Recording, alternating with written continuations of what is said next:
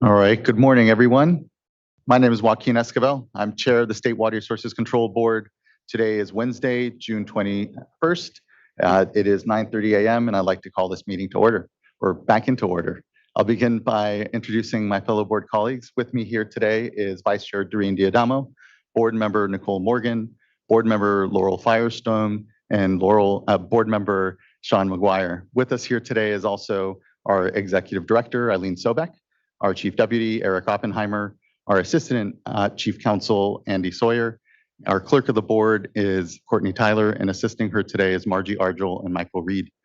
As you can see, this is a hybrid meeting, so this is being webcast and recorded. So you're either viewing us through our customary webcasts on the Cal EPA website or YouTube Live website, or though if you intend on commenting on any items today, you should be on the Zoom platform. If you are not currently on there, and there are instructions on how to do so at the top of the agenda. But if you're having any challenges, feel free to email the clerk of the board at board.clerk@waterboards.ca.gov, and she can help get you here onto the platform. Once you are on the platform, your camera will be off. You will be on mute until it's your opportunity to speak on the item you've indicated you wish to speak on. For everyone in the room here, good morning. Good to see you. We're here in the Cal EPA building in Sacramento.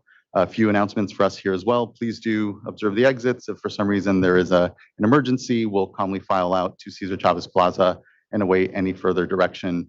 Also, if you intend on commenting on any item today, there is a QR code and also a tablet in the back in order to sign up for speaking.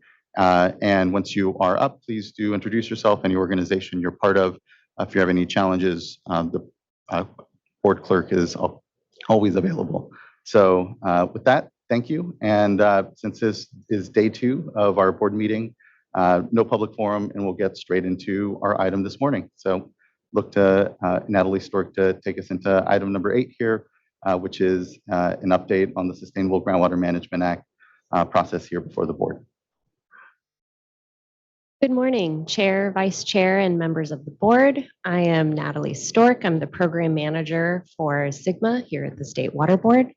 I am joined by Anthony Woolitz, who is one of our Senior Engineering Geologists, as well as Tina Cannon-Leahy, David Rose, and Amanda Pearson from OCC.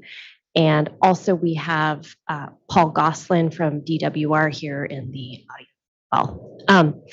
I'm here to give you an update today on potential probationary hearings process for the board's part implementing the Sustainable Groundwater Management Act. And this morning for our presentation, Anthony will start us off. Thanks, Natalie. Next slide, please.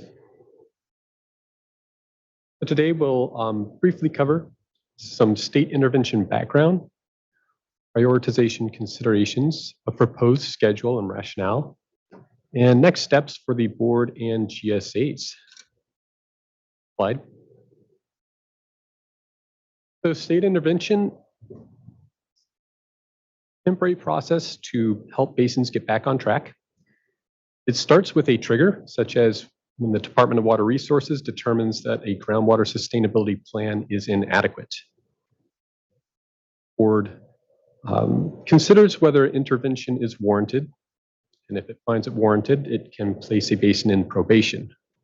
While in probation, GSAs have a period of time to address issues, and if those issues are not addressed within that period of time, the board has the option to implement an interim plan. There's a few important things to note. This process for state intervention is at the discretion of the board, and it makes the decision to place a basin on probation or to implement an interim plan through an open and transparent board hearing.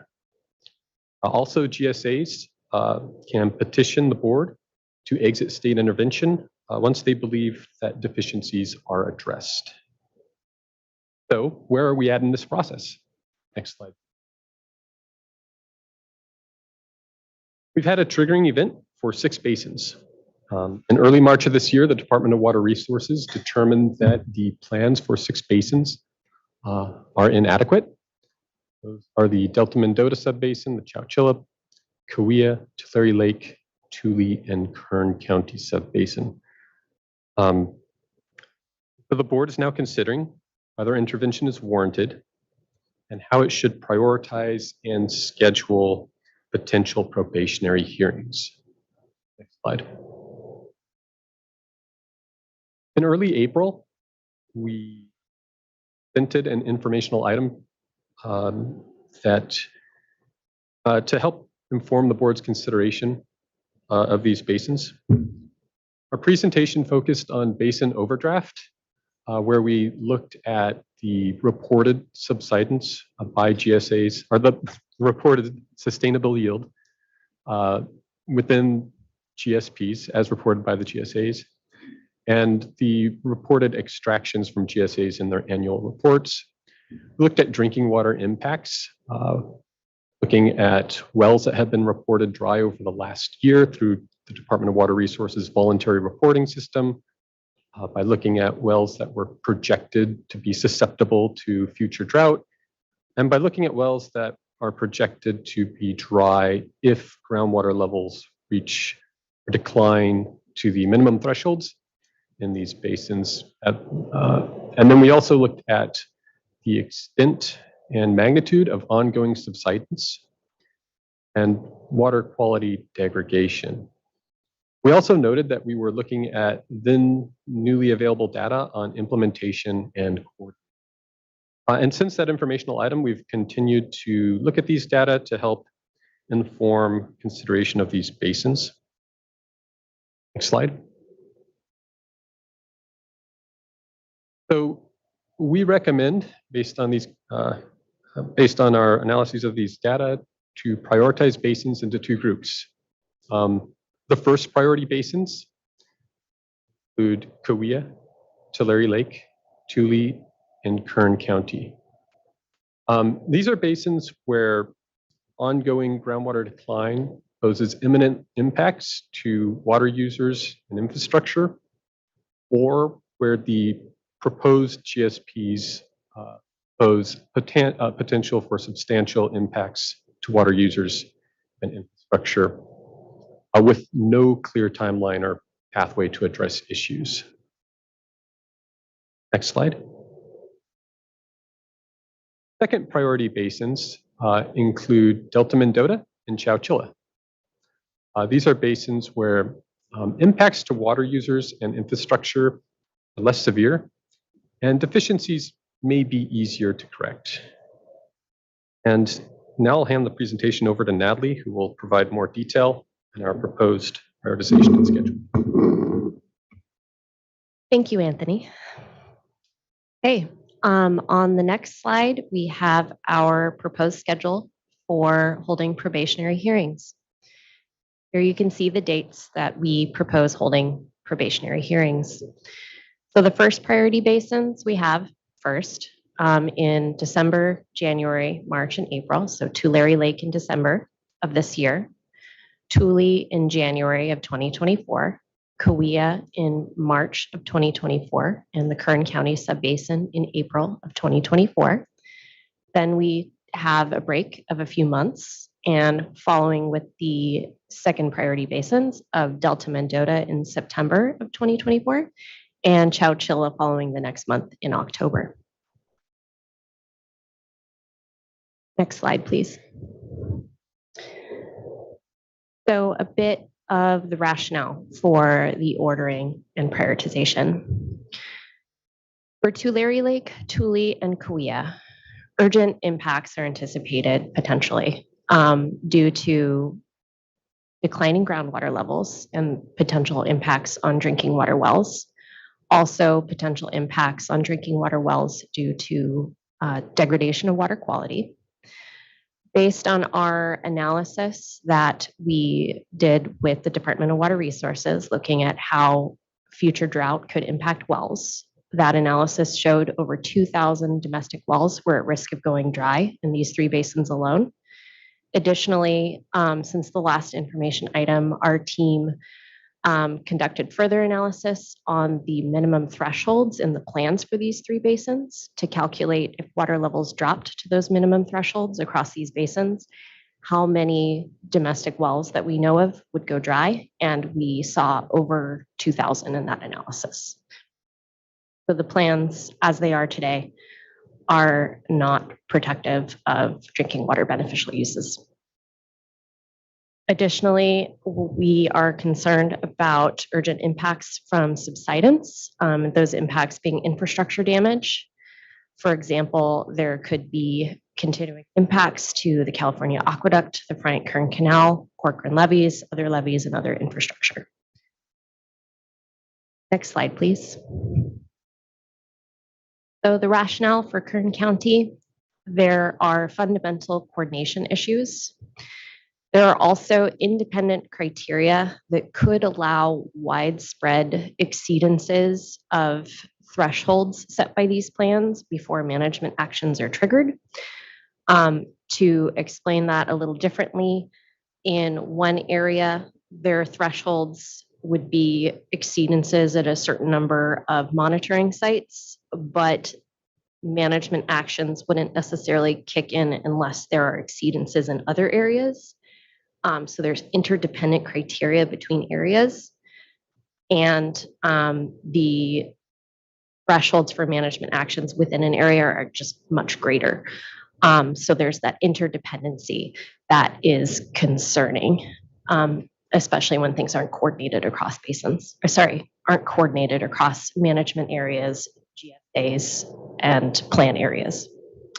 So the impacts could be extensive, but there are data gaps that make this unclear. Next slide, please. For Delta Mendota, the potential impacts, as we said before, are less extensive. There are substantial coordination issues. However, they have recently begun, they're now working to develop a single groundwater sustainability plan for the entire subbasin. So hopefully that will address those substantial coordination issues. Next slide, please. Chilla, again, the potential impacts are less extensive. They additionally have already submitted a revised plan for board staff to review, and they are working on adopting that plan across the GSAs if it hasn't already been adopted by now. I believe the adoption date was right around now. That is encouraging, and we are working on reviewing that plan now. Next slide, please.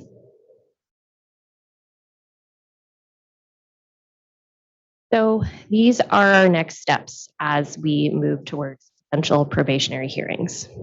The statute requires minimum 90-day and 60-day notices. That 90-day notice is for cities, counties, DWR, and our electronic mailing list.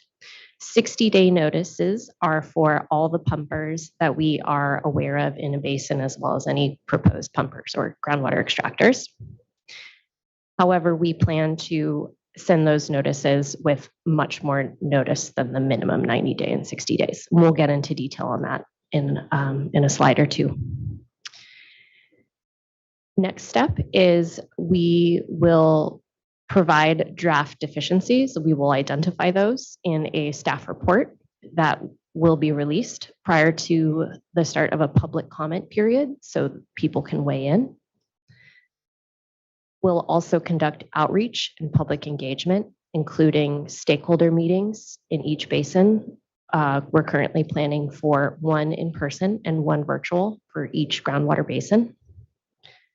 Next, staff will evaluate the information that's received during the public comment period and even before. And then staff will work to finalize the deficiencies and develop a draft order for the board to consider at a probationary hearing. Next slide, please. Here is the potential schedule for Tulare Lake. Again, our hearing date for Tulare Lake is currently scheduled for December of this year. So in early August, we would release the draft deficiencies and provide that first notice to cities and counties and others. A little later in August, we would issue the notice to all of the pumpers that we know of in the basin. Late August, we'll hold our stakeholder meetings, and the public comment period would open with the release of the deficiencies in the first notice and then close in October. That provides time for staff to evaluate the information received. Then the release of the final deficiencies and draft order would be in November, with time for people to review it and prepare to come into the board if they wish at the hearing in December of this year, where the board could potentially designate the basin as probationary. Next slide, please. I'm just providing detailed timelines for Tulare Lake and Tule, since those are the first two. So you'll see that this timeline is quite similar, with a delay of 1 month on several of the steps, since the hearing date is anticipated for January. Next slide, please. So here are some considerations for groundwater sustainability agencies for these 6 basins. The first thing is to continue to work on addressing the plan deficiencies. Right now, we ask that GSAs work on addressing the deficiencies as they've been identified by the Department of Water Resources. The board, you all are have the discretion to identify your own deficiencies at a hearing. And DWRs carry great weight with you all, we recognize.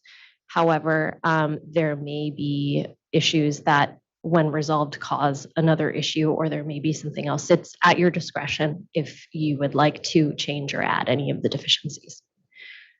So right now, we ask that GSAs focus on DWRs, and if we get to the point that you all as the board designate a basin as probationary, at that time, we would ask they turn their attention to those deficiencies. We also ask that GSAs continue working on implementing their plans. We want GSAs to keep those projects and management actions on track, unless they're going to cause any potential harm.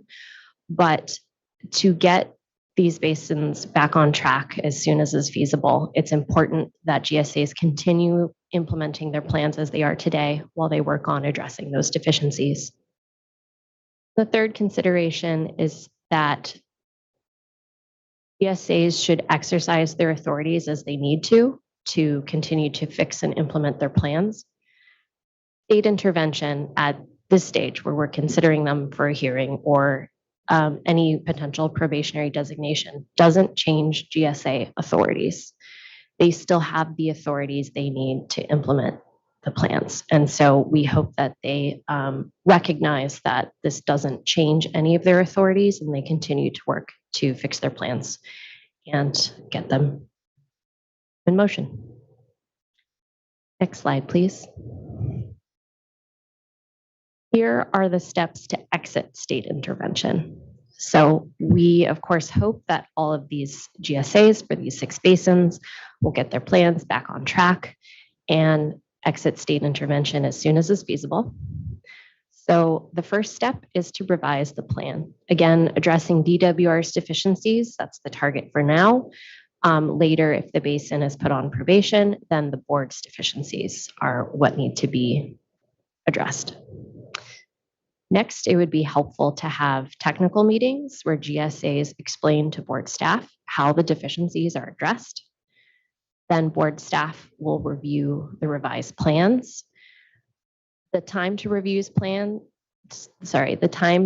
needed to review plans is variable depending on many factors. We will be able to provide a time estimate once the plan or plans are received, or how long that should take. But we will work diligently to review that plan and work towards next steps.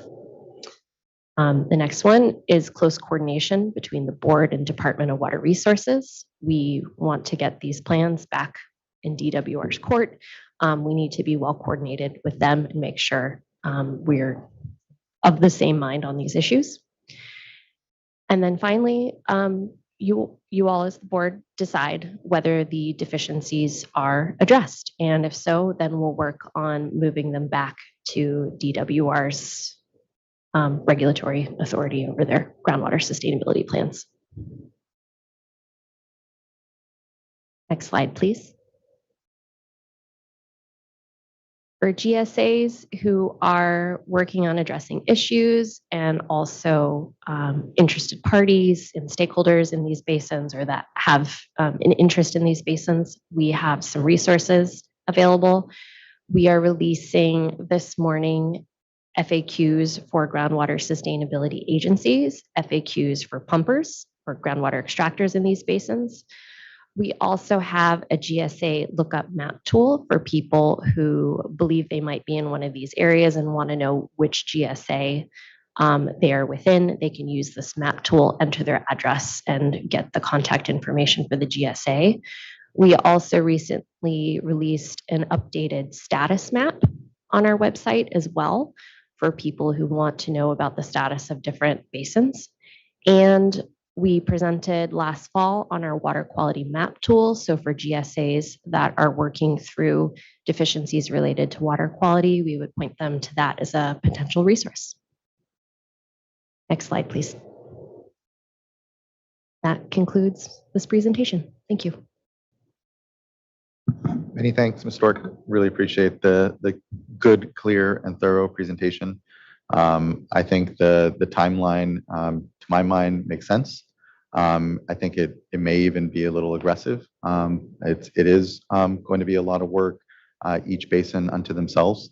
And here we want to give the space and time to be sure we do our work well. And I think to your points, though, importantly, it's not pencils down for our basins here. Folks need to continue to work diligently through their issues so that they're winnowed down as they come here before the board. But we're here to do our part. And as you said, get folks back into local control. But it's obvious that we have 6 basins that DWR has found inadequate. There are deficiencies there. I appreciate the note as well that, and I think DWR and Mr. Gosselin can clarify in case I'm wrong on this, but it always said that the deficiencies that they had identified weren't exhaustive. And as the board, went through a more thorough process, especially as probation sort of allows that time and engagement, there may be other deficiencies or things that may come up. So hopefully that isn't of surprise, and know that it will be with, I know a lot of scrutiny and diligence on our side, any of the additional deficiencies that we find, but those that DWR found are the template here as we engage and understand the challenges that the basins have been having. So just thank you. I know we have a number of commenters. I don't think there's much more I would want to add here at the top, but as we hear from folks, look forward to having some back and forth, especially around what concerns may be out there. I will note on the stakeholder engagement, I would like a lot of that to be in basin. And so I know that for all of us here on the dais, we'll be having a busy summer either way, and this will certainly mean we'll be out and about with folks. So looking to my fellow board colleagues for comment or question. Vice Chair, please. So I'd just like to, from the outset, thank you all and DWR, Mr. Gosselin, and all the stakeholders for the interaction that I've had so far. I find the discussions to be very thoughtful and constructive, and just want to encourage that tone to go forward, recognizing though there's going to be some bumps in the road. The FAQs for GSAs and for the pumpers, that is really good information. I looked through it the other day, and I think that answers a lot of the questions that I've been getting. There's a lot of angst out there. And so just really want to encourage stakeholders to pull up those documents, go through them first. And that should answer, or, hopefully answer a lot of your questions. The question that I have for you, Ms. Stork, is on this issue of a single point of contact. And, specifically, the example I have is, Kern County, where that's getting more and more challenging. But how do you intend on dealing with this request that I think is a reasonable request, that you have a single key point of contact from each of the subbasins, because there's so many GSAs, and we're struggling as we start to get involved here, to kind of recognize the different GSA, the basin, the GSAs, who the players are. And so what words of wisdom do you have for stakeholders in trying to meet that reason, what is a reasonable request where they might have challenges, and then any guidance you might have for us as we start to receive requests from stakeholders? SWRCB recognizes that sustainability needs to be achieved at the basin level. So while SWRCB recognizes that there may be different local interests or programs or plans that could be different within a basin, in that SWRCB allows multiple plans to be submitted for a single basin as long as they are coordinated with a coordination agreement.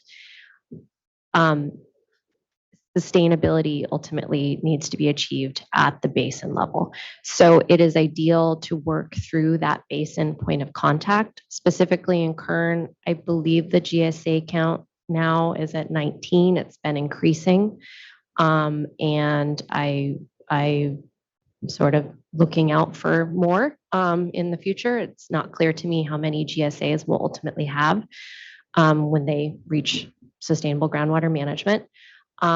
So with that, those many groups really to be coordinated, it's best if they can work through a single point of contact and work to address issues amongst themselves as much as they can, and work with that point of contact to work out issues where they have them. However, we do absolutely encourage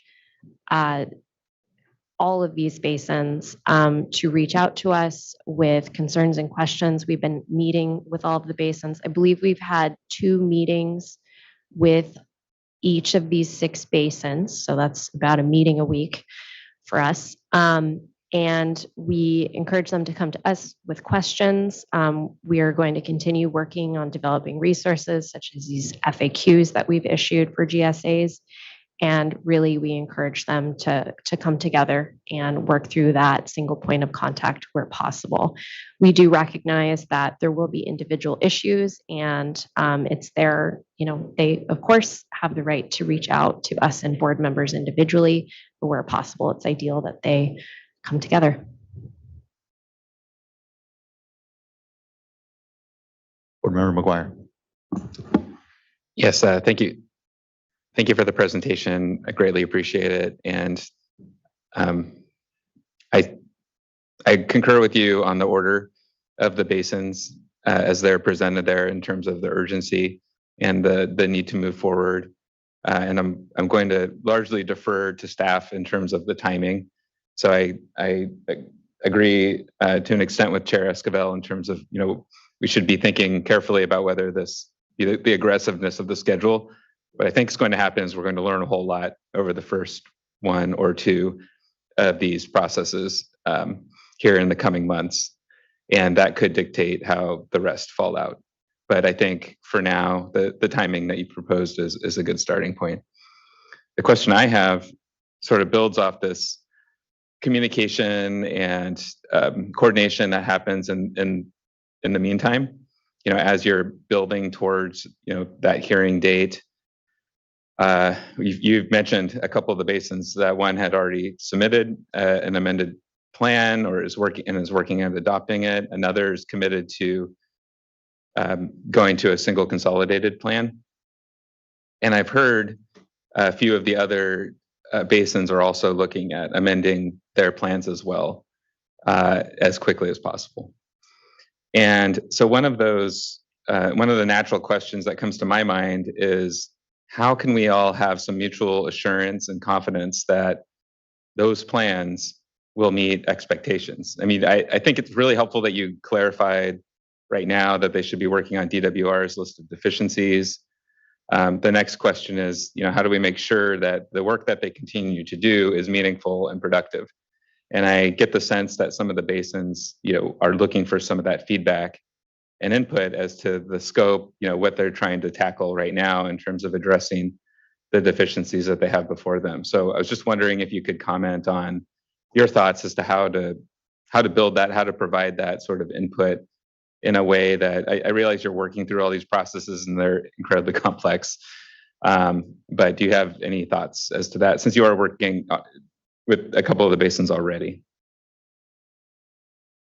I think the key thing there is to continue scheduling meetings with us to talk through the technical issues regarding the deficiencies they're working on addressing.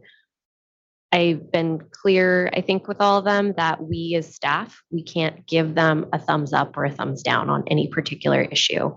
Ultimately, it's our board's decision and we work for the board, but we can do everything that we can to understand where they are headed in regards to addressing these deficiencies. And if there are issues that we want to raise to you all at the board, whether things are on the right track or on the wrong track, then we can work with you as the board on how to get where basins are going back on track if they're not quite meeting the bar when it comes to addressing those deficiencies. So I think the key thing is to continue meeting with us. Again, we met with every basin twice so far. We're going on round 3 this week of meetings, and we are looking forward to continuing those and learning what changes everyone's planning to make. Thank you, Ms. Stork. Well, I was just going to say, I think the other thing that will be helpful is that one of the first steps in the schedule for each of the basins, each of the detailed schedule, is to put out a staff report that identifies what all of the deficiencies are, the DWR deficiencies, plus anything additional that we've determined. And I think that will help. Now, also recognize that the first basins will see those reports sooner than than Chowchilla, for example. But I do think it's a good step, and we intend to do that very early in the process for each one. Yeah, I appreciate that. And I think that is one of the challenges that I've been struggling with is, if a basin is working on addressing DWR's deficiencies, but they're concerned that when that staff report comes out, it identifies several other concerns that may need to be addressed, but they're already starting to work on amending a plan to address DWR's deficiencies. Here we have maybe effort that will be helpful, but maybe not address all the expectations, when that's, I think, their hope. So I'm looking forward to hearing the comments today from folks, but that's one of the areas I'm just trying to better understand over these next few months. What does that process look like, and how can we all use our time most efficiently? Yeah, I agree that that's a bit of a challenge for the GSAs, not knowing exactly what to expect. I think in our evaluation and identification of additional deficiencies, I think we also should not try to identify every last little problem. And we should really focus on the critical issues, because I've had some conversations with Paul Gosselin at DWR, and if the basins get in good enough shape, if the plans get in good enough shape, they can be referred back to DWR, even if they're not perfect, because DWR then has a process where they can continue to identify and resolve corrective actions. And so I think there's going to be a balance point between being comprehensive and identifying, again, the sort of critical issues that address the critical problems, but not trying to achieve perfection at the probationary stage.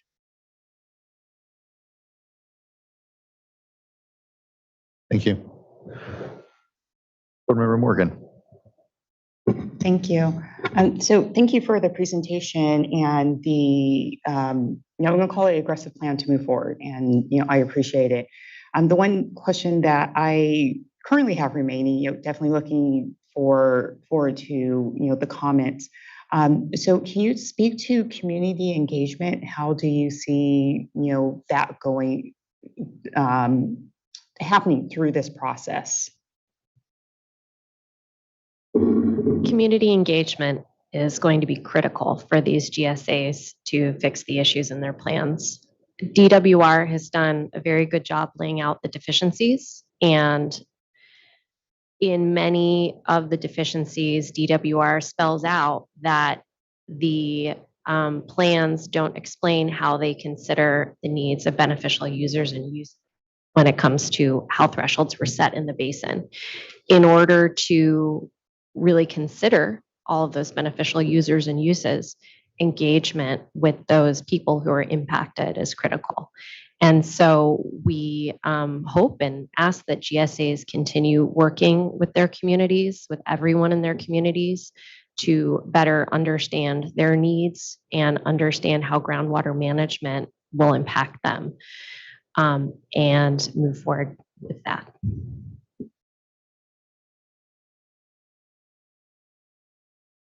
Thank you, board member. All right, we can begin to get to some of our commenters and surely have additional discussion. Let's first call up Soren Nelson, who will be followed by Kristen Patak. Yeah, thank you, Mr. Chair and board members. It's nice to be here with you virtually this morning. Also want to thank staff for all of their work on this. I know this is the first time many of us are doing this, and it's a brand new thing. So I appreciate all of their work. I just want to start by saying that, Aqua supports Sigma and was, played a big role in its passage in 2014. And that includes the board's role as a backstop. And so, I just want to make it clear that we're supportive of this process and appreciate the board's work towards this. I do want to take a second and just acknowledge that we've come a long way since Sigma was passed, and of the hundreds of GSAs and local agencies that have worked towards this goal, we've made pretty significant progress statewide, and I think that's something that's worth acknowledging and celebrating. And at the same time, I think we can acknowledge that these basins have faced challenges, which has brought us here. Aqua recognizes that the board's role here is an important one and a necessary one, and we're supportive of that. But as we're talking about this process, there are a few things that I think are beneficial to keep in mind. And I think the first one, and board member McGuire alluded to this, and appreciate the attention to that, is the need to create and convey very clear expectations to these subbasins as we're moving through this process. These agencies that have been deemed inadequate by DWR face pretty challenging local conditions and have limited resources to develop and implement their plans. And I think where the board can be helpful in achieving local sustainability and getting these plans back to local control as quickly as possible is making sure that these agencies are able to use their limited resources and not wonder what's expected of them. And so I think just being really clear about what the board needs from these agencies to satisfy the deficiencies identified by both DWR and potentially by the board at a later date is going to be really, really critical for the success of this process. I appreciated staff's slide on the process for exiting probation, because I think understanding what the off-ramp is just as important. So I really appreciate that clarity and look forward to learning a little bit more about how that'll work in practice. Another component that I want to highlight is just that these managers at a local level have been spending a lot of time and political capital with their growers and extractors and other users to build trust and create buy-in for Sigma, because this is a pretty cataclysmic change for a lot of folks. And so I think as the board is thinking about how to engage locally and go through the stakeholder process and engage with local agencies, being thoughtful about that messaging so that the board does what it needs to do, but also maintains the trust that these GSAs have built with their local community, because I think as Ms. Stork pointed out, ultimately, these GSAs are going to retain their authority to keep working, and it's really important that they maintain the relationship that they've built with the community in order to do that. So, again, we're all new to this process, and I know that the board does not have infinite resources of its own, and we're here to be supportive and appreciate all the work that you've done and look forward to continuing the conversation. Thank you. Thank you, Mr. Nelson. Appreciate your comments and participation and look forward to, I know it is a lot more further work. Thanks. Next, I'd like to call up Kristen Paddock, who will be followed by James Fisher and then David DeGroot. Good morning. Good morning, Chair and members of the board. My name is Kristen Piddick. I am the Kern County Subbasin Plan Manager, point of contact, representing the Kern County Subbasin. I just want to first thank you all for the opportunity to provide a public comment today on the SGMA update and Kern County Subbasin GSAs. We really appreciate staff for all the work to prepare this presentation. In addition to providing the opportunity to comment to you via my statement today. My statement is not only intended to introduce myself to your board, but also we wanted to make a request from your board on behalf of the Subbasin GSAs, just to allow our Subbasins appointed technical working group time to continue to work with state board technical staff to address those deficiencies from that March 2nd DWR inadequate determination letter prior to your board making a determination for an immediate prioritization of the subbasin in the probationary hearing process. Just to give you some context where we are right now, the Kern County Subbasin Coordination Committee and their appointed technical working group have been working diligently to ensure successful collaboration with state board technical staff to address the identified deficiencies. It's our understanding that at the April 4th workshop on inadequate determinations, your board took the position, it was open to learn more about the groundwater sustainability plans that were determined to be inadequate, and also welcomed ideas on how to structure interactions with the subbasins that did receive those determinations. The Kern County Subbasin looks forward to working with state staff through the technical working group, which began, we had a meeting on May 8th that included state board technical staff, the Subbasin GSAs, and our technical working group. At that time, we agreed to hold a meeting in June for a more focused meeting with our technical working group and myself to present our subbasin's approach in addressing the deficiencies and also to provide a schedule moving forward. The meeting actually was rescheduled from June 15th to a couple days from now at the request of state board staff. So given the timing of today's board meeting and our recent efforts, we're just requesting that your board take our statements into consideration before making an immediate prioritization of the subbasin in the probationary hearing process.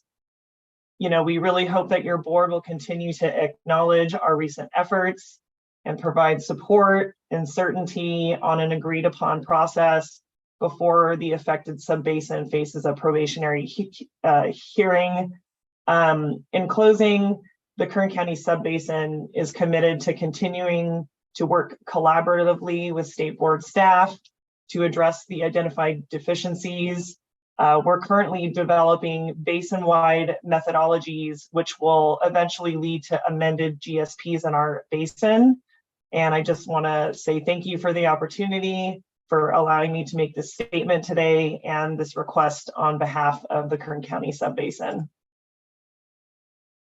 Thank you, Ms. Piddick. I appreciate your participation and good to meet you. Looking forward to what I know will be further discussion. Just quick question, because what we did articulate was a potential probation hearing in April of 2024.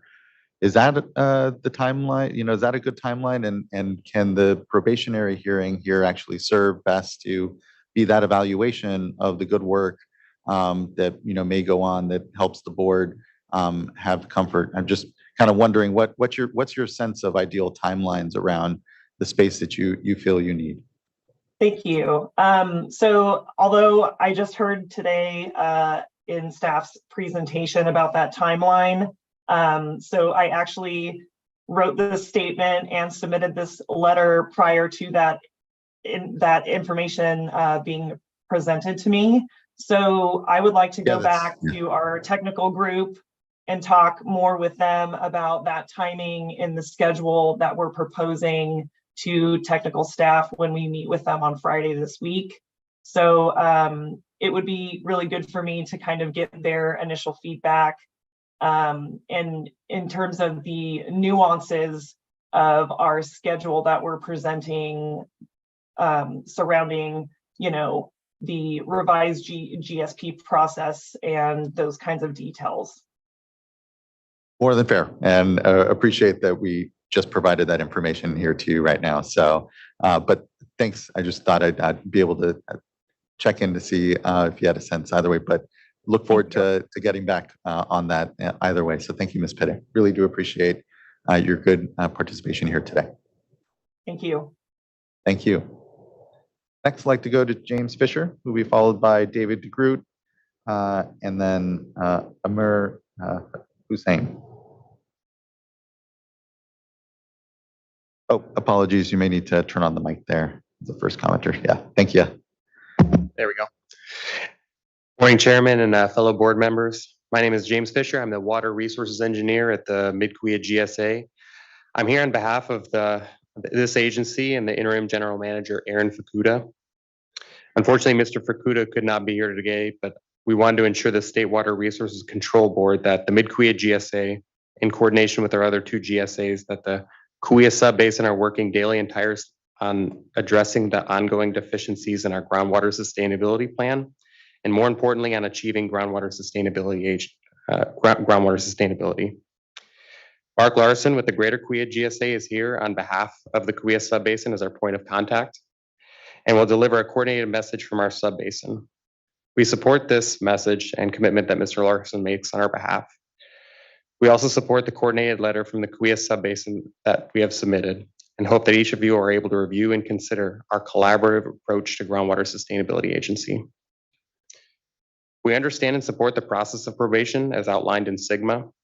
We believe that the probation process can be a tool to help groundwater sustainability momentum, but we also believe that it can hinder groundwater sustainability momentum where it already exists.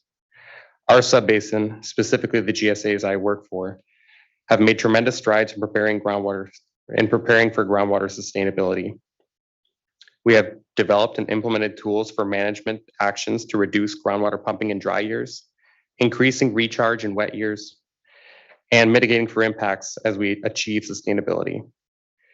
Because groundwater requires multi-year management, we hope that the State Water Resources Control Board will work collaboratively with the Cahuilla Subbasin to maintain the probation process as the last resort, while allowing us to continue the groundwater sustainability momentum that we have achieved. Thanks for your time and consideration. Thank you, Mr. Fisher. Appreciate your comments and participation today. Next, I'd like to call up David DeGroot, who will be followed by Amir Hussain.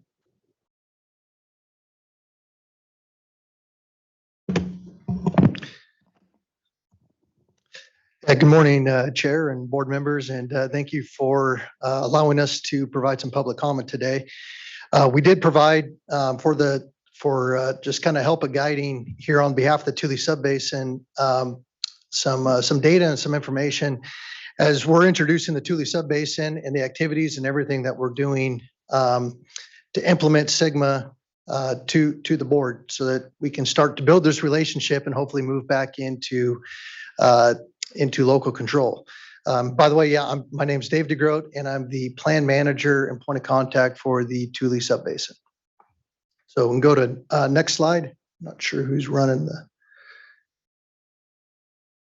go to the next slide. First item I wanted to highlight is, you can go to the next slide, is our overdraft conditions. As we're working with the state board staff, and we greatly appreciate working with the state board staff, is understanding that the Tule subbasin is definitely a critically overdrafted basin, but how it's reported, how it's calculated, and how our hydrogeologists evaluate this. Our overdraft, historical overdraft, is actually reported at about 212,600 acre feet, which was different than what was reported during the April 4th meeting. Now, we don't want to undermine the fact that there is significant overdraft going on, but wanted to highlight that. We can provide clarity with technical staff on that as we continue to move forward through this process. Next slide, please. The deficiencies that we have with the Department of Water Resources are really narrowed down to 2 final items. We've worked through a lot of issues and a lot of details. In our subbasin, we're down to groundwater levels and land subsidence. We believe we have a plan to address those. We're down to the final components there. We've discussed those with staff. Go to the next slide. Identifies that we've met on March 16th and June 5th, and we are preparing to meet again to go through some of the more technical responses to the DWR deficiencies, hopefully here in July, and be prepared to review our responses with our stakeholders amongst the 6 GSAs, to submit updates late August, and hopefully work through that off-ramp that was presented today by State Board to avoid probationary hearings and move through this process. One of the reasons that we would like to do that is there has been significant effort within the Tule subbasin to get to where we're at with our stakeholders. And I'd like to go through a couple of the results of what we've achieved so far. So next slide, please. This is a busy slide, but just to highlight, as we're transitioning to sustainability, there have been allocation programs and fee structures established for those that continue to use overdraft water as we work towards sustainability. Within the subbasin, over $35 million has already been collected from our landowners that are using that overdraft water. There are other sub-management areas within our subbasin that have already achieved sustainability. So we're working towards that. We've made great progress. What are we doing with these funds? What are the GSAs doing? They're using these to develop further projects and management actions to help achieve sustainability, recharge basins, fallowing programs, as well as the mitigation programs that are underway. Fallowing programs is another way of looking at how do we achieve sustainability, reducing pumping. There's been thousands of acres that have been fallowed just in 2022 to help achieve that. Recharge development before this historically wet year. We've recharged over 500,000 acre feet. This year in particular, the Tule subbasin will not be an overdraft as a whole. We've had substantial flooding. We've had substantial amount of water. As you've seen, what's really, really amazing is how much water we've been able to capture and how we're able to use that water by using some of the funds that have been generated and the projects that have been implemented so far to be able to get that water into the subbasin. We're really excited to see what the results look like after this year. Next slide, please. Oh, and the last item on that slide was we have adopted mitigation plans, each of the GSAs. There are, as of the end of last year, and each of those GSA mitigation programs were focused on, as overdraft continues until we achieve sustainability, how do programs such as mitigating drinking water get addressed. And we also, as you heard yesterday, there's a lot of effort with the Tule Basin Management Zone and the Tule Basin Water Foundation. The SWRCB agencies are members and participants and stakeholders of that, so that there's not duplicative efforts, so there's not confusion. There's enough confusion already, and trying to help solidify how those programs can all work together. Another example is our GSAs, 2 of our GSAs around some disadvantaged communities have implemented programs and policies that their first recharge water that they have available, particularly even in dry years in Lower Tule and Pixley, that they recharge around the communities to help protect the disadvantaged communities' water systems. Next slide, please. What has happened? What are the results? A lot of talk. There's been 11% reduction in 3 years in evapotranspiration, which is the consumption of water within the subbasin. That's about a little over 100,000 acre feet. Our overdraft is 212,000 acre feet. 3 years, we've made significant progress in that direction. Next slide, please. Here is what's happening right now. We have transducers that we've installed. Transducers measure every 30 minutes water levels in various groundwater monitoring wells that have been installed. We've already seen recovery of over 120 feet in certain areas.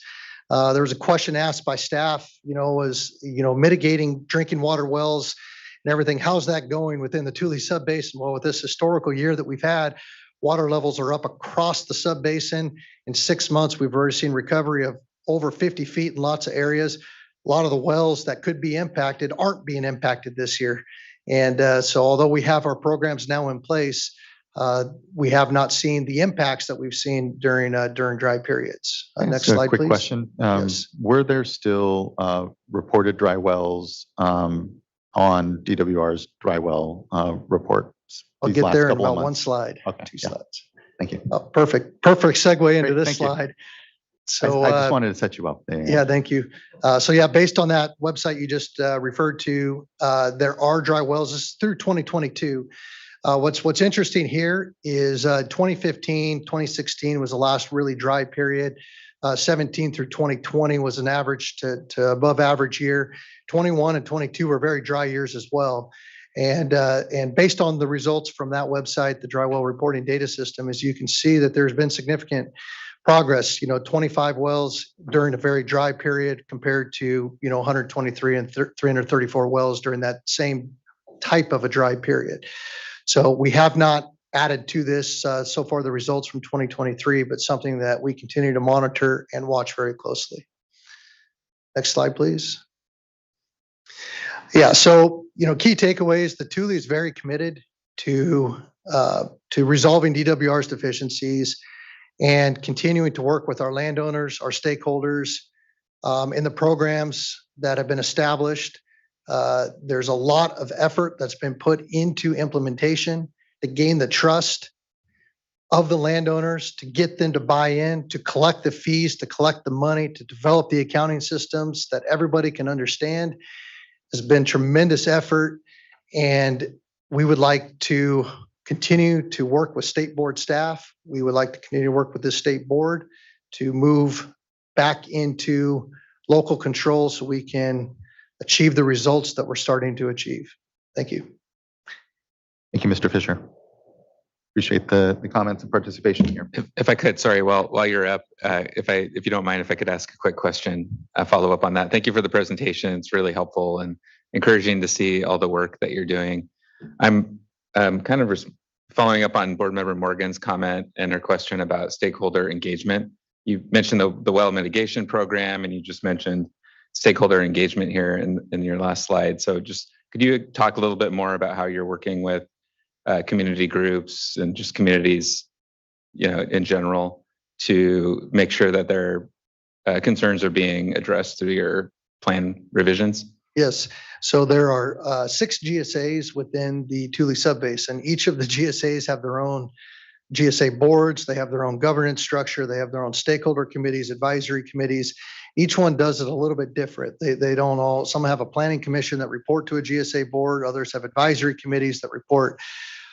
All of them are publicly noticed meetings. All of them send out the notices to their interested parties list, to their stakeholder list. There's comments that are provided, comments that are received, and it's the goal of those agencies and their technical representatives to incorporate those comments and those suggested revisions into their final decision-making process. A good example is the well mitigation programs. It's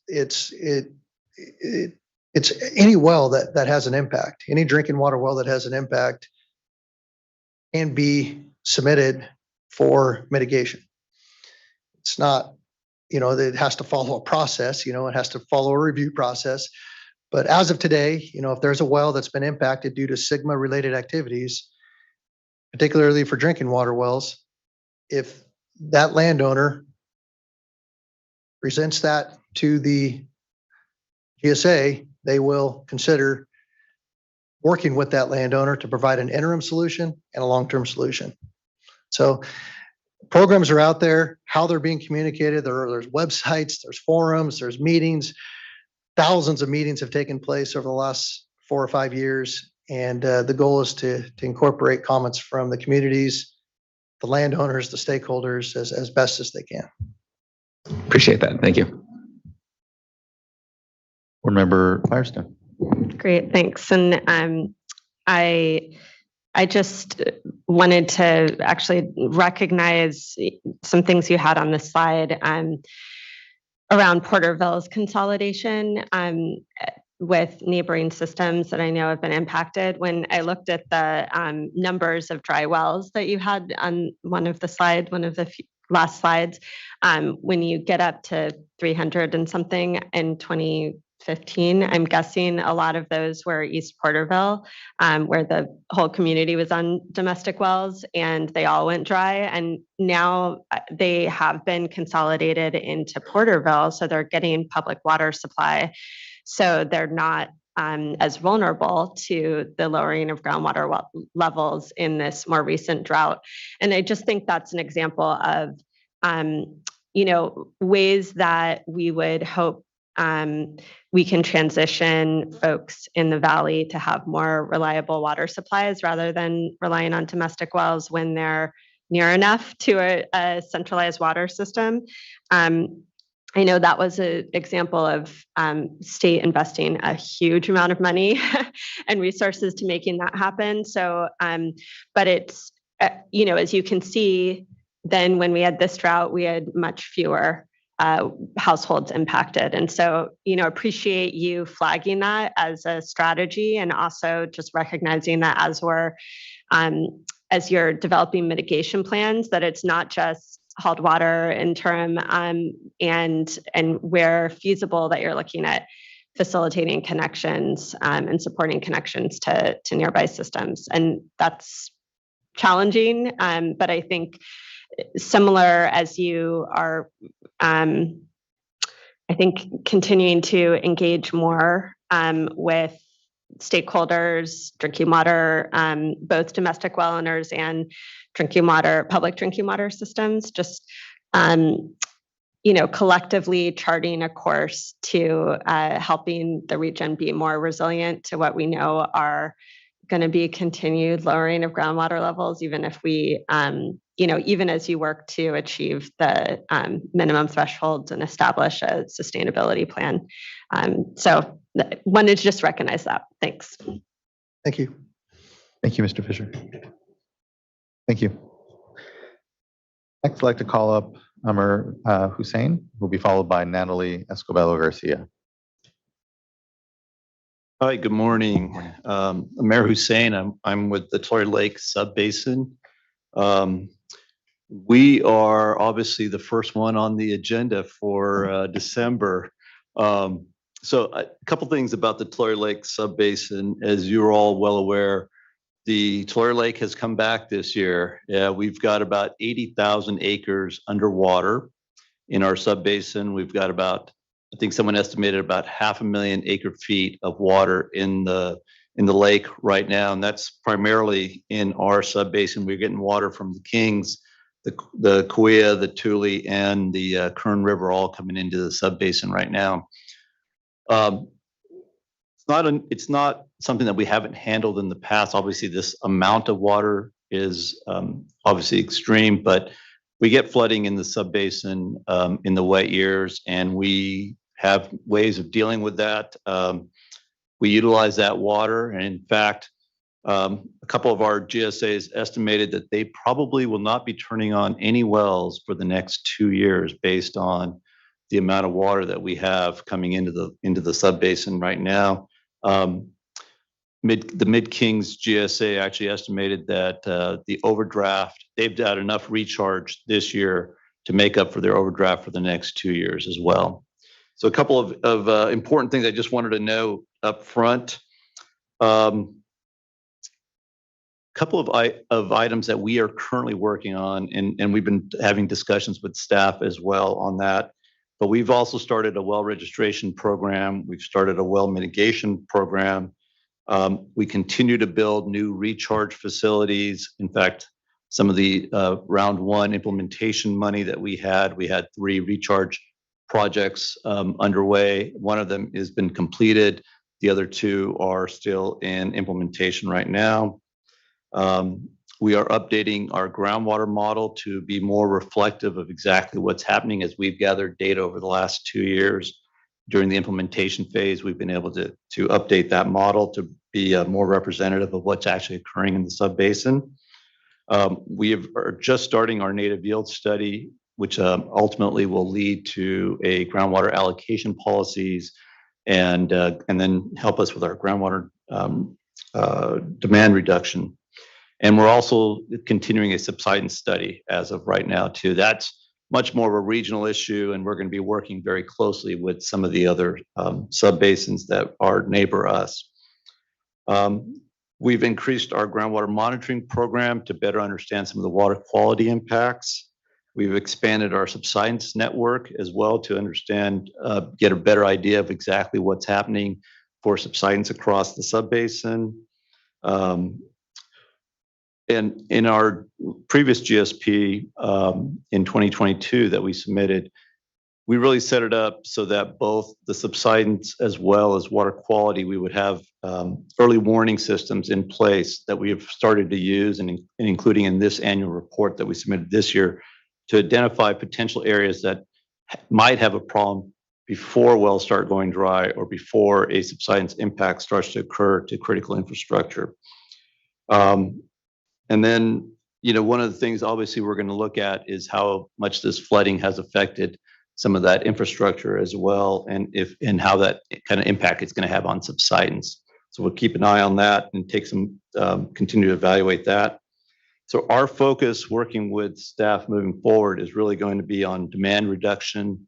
It's going to be on reducing that rate of subsidence, and then finally continuing our community engagement efforts as well. We feel like we've done a really good job on that, but there's probably some improvement that we could do on that as well. And then finally, I think I just want to emphasize our commitment to working with staff, working with the board to get ourselves back to DWR and addressing these deficiencies completely. Thank you. Thank you, Mr. Hussein. I really appreciate. I know it's been an incredible amount of work, and I know not untrying times given the extremes that we're all having to deal with. And I know folks locally wear multiple hats, and so just appreciate the work that's being done and look forward to. I know it's going to be a lot more discussion. Great, thank you. Thank you. Next, I'd like to call up Natalie Escobedo Garcia, who will be followed by Thomas Viersick. Good morning. My name is Natalie. I'm a water policy coordinator calling in on behalf of Leadership Council and Clean Water Action. As a state, we recognize that we need SGMA to address groundwater overdraft and water quality degradation, and the Human Right to Water has committed the state to protect the needs of drinking water users. We are here at the state board today because GSPs have failed to do so. We support DWR's inadequate determinations and offer some additional comments in support of the immediate state intervention. Regarding the state intervention process and timeline, first, while we support prioritizing moving basins into provision that have the most impacts to drinking water users, we believe the timeline is still too far out. We don't see this as being overly aggressive timeline, and once again ask that the State Water Board act with urgency and initiate probationary hearings immediately. Second, any GSP revised prior to a probationary hearing should still undergo the public hearing process. The board must pay attention to deficiencies, including groundwater quality, stakeholder engagement, climate resiliency, and considerations of drinking water users in these basins before determining that a revised plan is sufficient.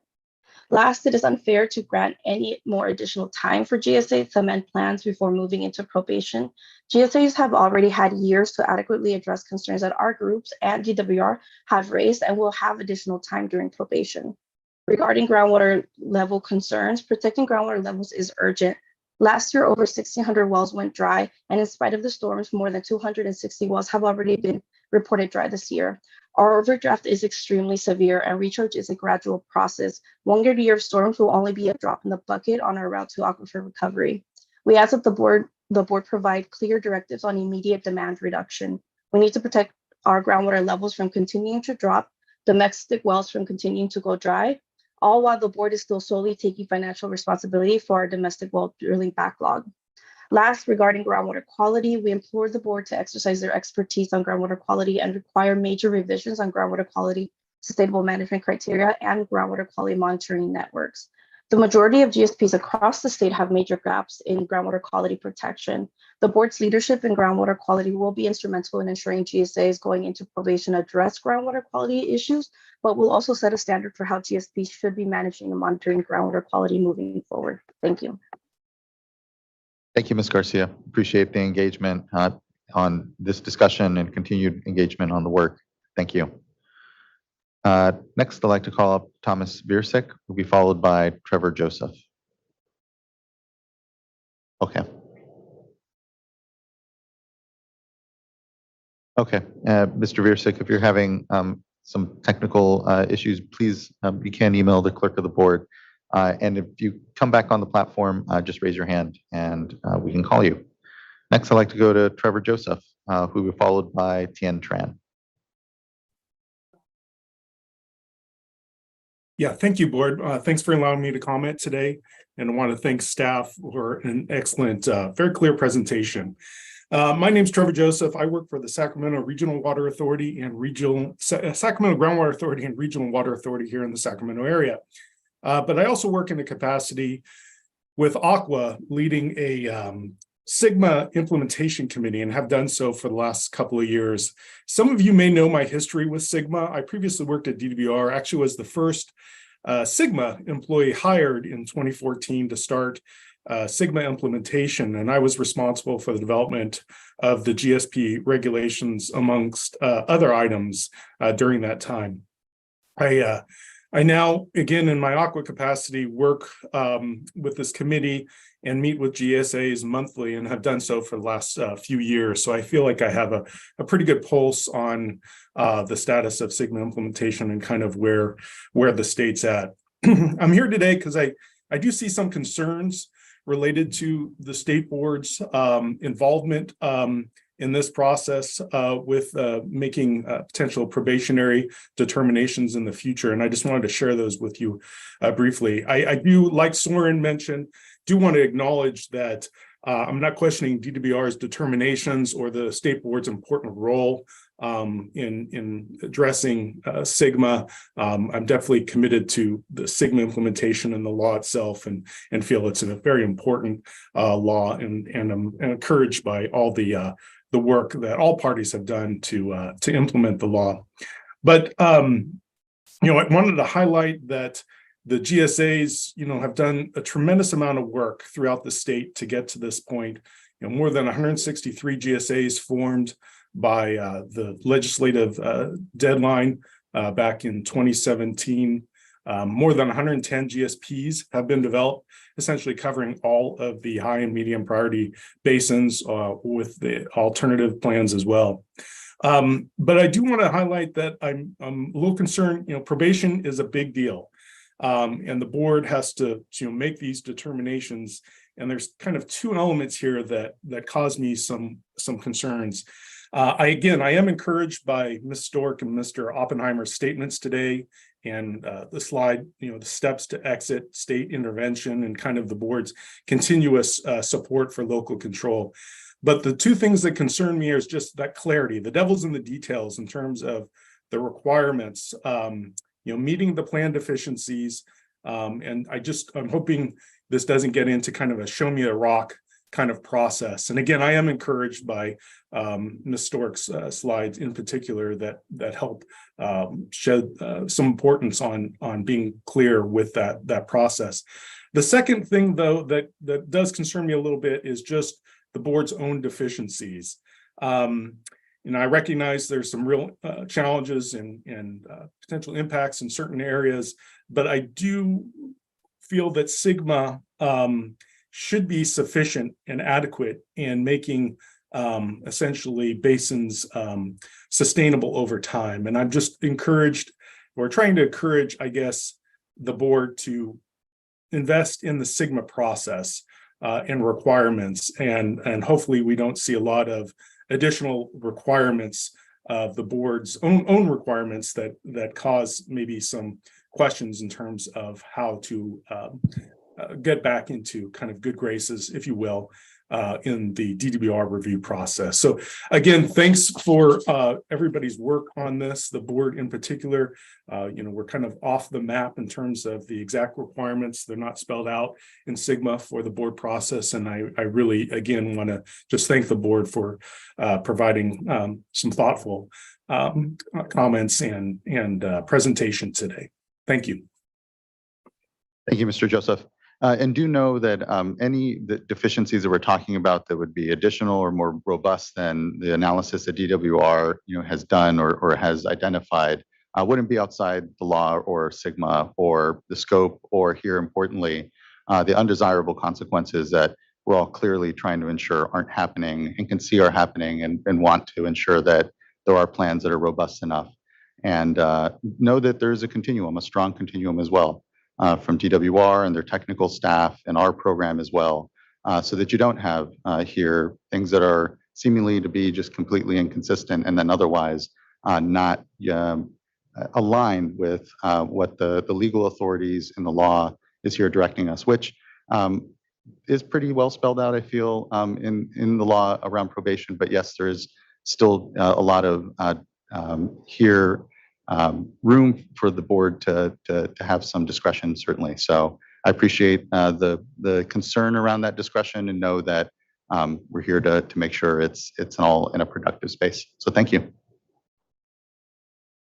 Next, I'd like to call Tien Tran. We followed by Ashley Walker. Morning. Good morning. I'm recovering from a cold, so I'll try my best to go through these comments, but good morning, board members. My name is Tien Tran. I'm a policy advocate at Community Water Center. And I've been presenting at the board about every month on SWRCB, and, just want to reiterate some recommendations that I've shared, and also my colleagues have shared. Groundwater is California's primary resiliency strategy for long-term and extreme drought. The state must effectively and equitably protect groundwater for drinking water, farming, and industrial uses. And SWRCB was passed in 2014, which is almost 10 years ago. And since then, frontline communities in the San Joaquin Valley have experienced years of drought, and on top of that, devastating flooding this year. At the same time, the state has updated climate modeling and data tools that can support local agencies in creating plans with the best available science. We provide 3 recommendations for the State Water Board to prioritize climate resiliency in the San Joaquin Valley. 1, incorporate a climate change analysis that discusses how climate change will impact water supply and how sustainable management criteria and projects and management actions respond to those impacts. Evaluate climate change impacts for disadvantaged communities, domestic wells, and public supply wells. 2, incorporate extreme climate scenarios, such as the 2070 extremely wet and 2070 extremely dry scenarios in projected water planning. And we know that these are no longer scenarios. Climate extremes are happening right now. And lastly, ensure that the subbasin develops its climate change analysis in consultation with disadvantaged communities.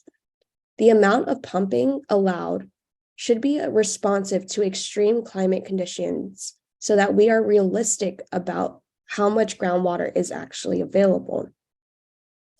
And successful implementation of all these recommendations shared is contingent on equitable stakeholder engagement. And I want to thank the board for highlighting the importance of stakeholder and community engagement throughout this SWRCB process. Unfortunately, we've seen there's been poor stakeholder engagement across most basins when GSAs are implementing plans and even implementing projects and management actions. There hasn't been as much community outreach as there should be, especially to domestic well owners and disadvantaged communities. Some GSAs have moved from hybrid meetings to in-person only meetings, which limits community participation significantly. This is the case with the semi-tropic GSA in the Kern subbasin and several GSAs in the Tule subbasin. Last week, 2 board members visited the Central Coast and listened to residents' experiences with groundwater overdraft and water quality issues affecting their human right to water. These same issues are happening in the San Joaquin Valley, and residents are asking the board to ensure that groundwater sustainability plans will truly capture their needs for safe drinking water for this generation and the next, as the statute and state laws require. This probationary process is an opportunity for the State Water Board to ensure that the human right to water is upheld and that groundwater management is actually sustainable. And we're going to continue to engage in this process, and you'll see me at future board meetings regarding SWRCB. And just thank you so much for your time and looking forward to working together. Thank you, Ms. Tran. I appreciate that engagement and the consistent good recommendations and work that I know is being done with communities and here, importantly, across the entire project. So just really appreciate the participation and work. Thank you, Ms. Tran. Next, I'd like to call up Ashley Walker, will be followed by Rogelio Caudillo. Thank you. Good morning, Chair Esquivel and members of the board. My name is Ashley Walker. I am with Nossaman, and I am representing the Eastern Tule GSA, which, as you know, is part of the Tule subbasin. As you know, the Tule subbasin did receive an inadequate determination from DWR. We've been working very closely with State Board staff, technical staff. We appreciate their feedback, comments, and willingness to meet with us a couple of times already this year and have future meetings to address the deficiencies by DWR. We wanted to take this opportunity to provide a couple of high-level comments on the efforts that Eastern Tule GSA has undergone to reach sustainability. Regarding overdraft pumping, the Eastern Tule GSA implemented an allocation or restricted pumping for the Greater Tule Management Area, which is comprised of all non-community, non-residential lands within the GSA. This results in all irrigated acreage being included in the Greater Tule Management Area and thus restricted in the amount that can be pumped. The Eastern Tule GSA is currently in its 3rd year of allocation implementation. This allocation sets forth increased restrictions on overdraft pumping until 2035, which is 5 years in advance of the 2040 goal to reach sustainability. The allocation sets forth a sustainable yield allocation that's reviewed on an annual basis, and the GSA adjusts that accordingly. For example, in water year 2021, the overdraft pumping was reduced to 1.1 acre feet per irrigated acre, and most recently was further reduced to 0.81 acre feet per irrigated acre. The Eastern Tule GSA has established an online program titled Basin Safe, in which landowners can create accounts, and it assists Eastern Tule GSA in monitoring, regulating, and invoicing landowners. Enrollment in Basin Safe ensures that we're holding our landowners accountable for consumption and overuse and also their compliance with the GSA. In addition to incentives that the GSA has provided in its rules and regulations for landowners to fallow ground, the Eastern Tule GSA was awarded a land flex grant for immediate implementation, which we're very excited about. As a result of the land flex grant, there's additional opportunity, of course, for more land to come out of production and reduce pumping. Regarding drinking well mitigation, the Eastern Tule GSA approved well mitigation framework in the 2022 revised GSP. In addition, Eastern Tule approved a well mitigation policy and claims process at the end of last year. A claim form is available on the Eastern Tule GSA website for those suffering from impacted wells. As most of you have mentioned, and many speakers before me, landowner and community participation is going to be critical in our success in reaching sustainability.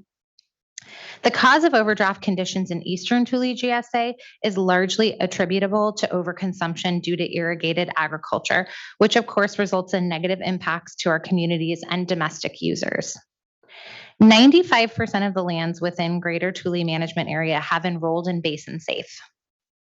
The delinquency rate for monies owed to Eastern Tule GSA is remarkably low given the infancy of the organization and the new law that we've been tasked with implementing. Landowner and communication and community participation is thus crucial to the success in our reaching sustainability. Continued success with landowner participation will be difficult should the Tule Basin proceed to a probationary hearing. Without landowner participation, of course, overdraft conditions could exacerbate and few dollars might be paid as a result. Thus, mitigation for drinking water wells and impacts caused by land subsidence will go unpaid and potentially unfixed. In conclusion, the Eastern Tule GSA is respectfully requesting the state board to consider delaying noticing a probationary hearing for the Tule subbasin. The Eastern Tule GSA is anticipating, as mentioned by David earlier in comments, we are anticipating amending our GSP along with the entire subbasin by August of this year. So we are on a very aggressive timeline and totally committed to addressing those deficiencies that DWR has identified. To notice a public hearing while on the cusp of receiving a compliant and potentially amended GSP has the potential to undo some of our achievements in moving forward on our update for our GSP. We appreciate your consideration of this request. We look forward to working with staff at the State Board and DWR to address the inadequate determination and reach sustainability. We have our general manager for Eastern Tule GSA here as well, who will be making a couple of comments, and he's happy to answer any specific questions you might have about our efforts locally. Thank you. Thank you, Ms. Walker. Next, I'd like to call up Rogelio Caudillo.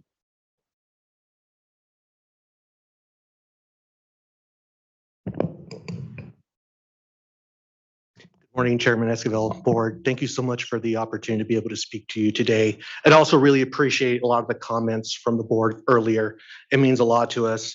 I just wanted to come before you to kind of speak on the experience as a GSA manager through this implementation process.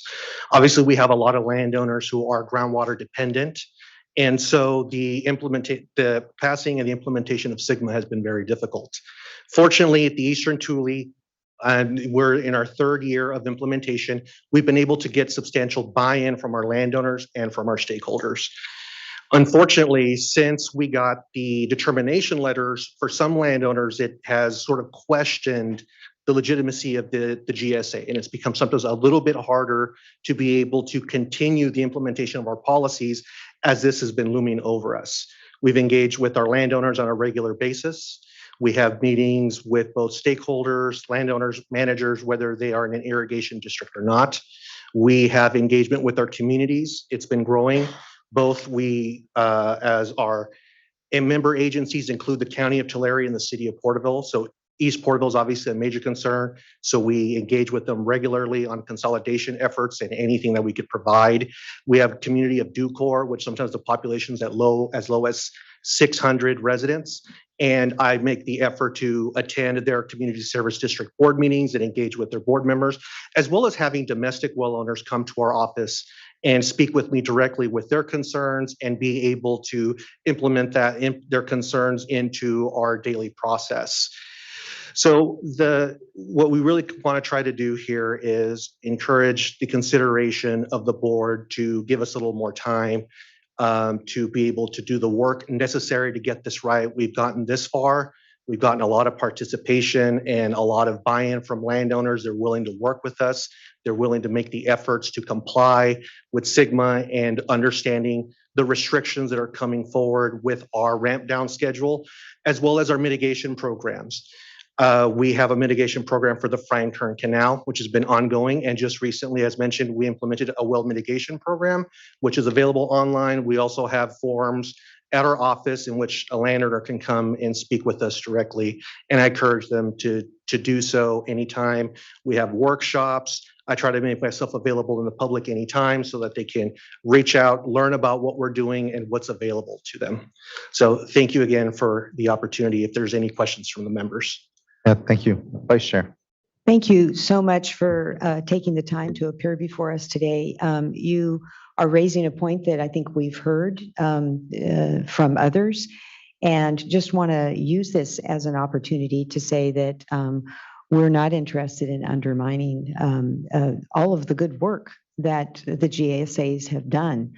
I think that because of what Ms. Stork has outlined, setting up time to, and as Chair Esquivel indicated, I think there's great interest by all of us as individual board members to spend time in communities. So we would like to work with you on messaging so that your good work is not undermined. If there's something that is confusing, please take a look at those FAQs and see if there's, something that maybe you all or your growers would be interpreting in a different way. We really want to make sure that we get the message out, as Ms. Stork said, continue to implement what you have. But this process has been very clear from day one about going to DWR, and if things were insufficient, then to come to us. So I understand. My husband's a farmer, so I completely understand how difficult it can be. And so what I don't think we can fix is a desire that things are different. We're in a changing world. I think we have recognition across the board, from the legislature, from our agency, DWR, and really from the whole state, that we need to change our practices so that we will have water in the future in our groundwater basins. And so, again, just wanted to take a few moments here to let you know that we want to do everything we can to help you to message that to your growers. Sure. Yeah, thank you, Vice Chair. I just plus up those comments and really thank you for that. I know that it can be easy to see the state's role as punitive now here, or somehow against the interests of the GSAs or local control, or ultimately a sustainability, as we're all trying to achieve it together. But it's not. And I think the more that we can make sure that we are in the community, that we are jointly talking about what this is and isn't. It isn't pencils down. It isn't a devaluation of the GSAs or a delegitimizing of your leadership and work, which I know is very difficult. And here, we're here to support you in that. We're here to support the communities. And the more that we can make sure that is the message, the more we can start off these projects and this work, I think, in the right vein. And so just thank you. The personal here attendance and discussion is really critical to us. And just really plus up what the Vice Chair has said here, and look forward to getting out and making sure that we're together, supporting you and your leadership, and not seeing this as an undermining of that, or a regression from folks of the good work that we know is going on and needs to continue to go on. So thank you. Thank you. Appreciate it. Next, I'd like to call up Mark Larson, who will be followed by Chase Hurley, and I believe that will be our final commenter. And if not, please do raise hands or sign up. We may have one more. Okay, thank you. Good morning, Chair Esquivel and board members. Appreciate the opportunity to talk with you this morning.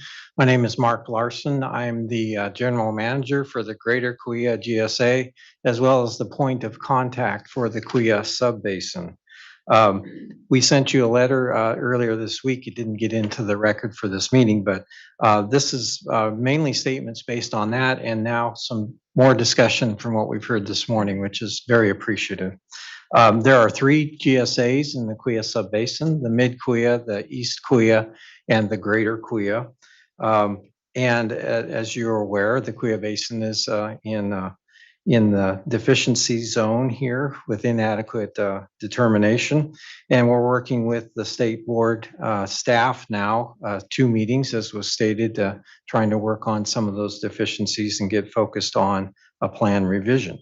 I have a goal of reviewing the letter we sent to you based on 3 items I'd like to focus on: the subbasin coordination, the subbasin progress towards sustainability, and our request for collaboration with the state board. Maybe sounds a little familiar from what you've heard today. So it's a blessing that our basin is very coordinated. The three GSAs are collaboratively working together. That's been very important in this process as well as we work with our deficiencies. We have great technical consultants that are sitting at the table together, collaborating on addressing our issues, and I believe we're making good progress on that. Landowner coordination and support, as well as interaction with local groups, has been really outstanding in our subbasin. We have landowners that are meeting with different groups to help refine our progress and our direction, and that's been a huge plus. We also have groups like Self-Help Enterprises, Kuya Water Foundation, and the Sequoia Riverlands Trust that have become partners with us and are helping us develop solutions to reaching sustainability. That has been especially helpful. We've made really tremendous progress towards sustainability. It's a work in progress, obviously.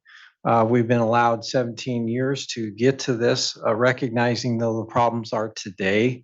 We've been working hard to implement a plan that is effective. And I want to cover a few things that are happening both sub-basin wide as well as some examples within specific GSAs.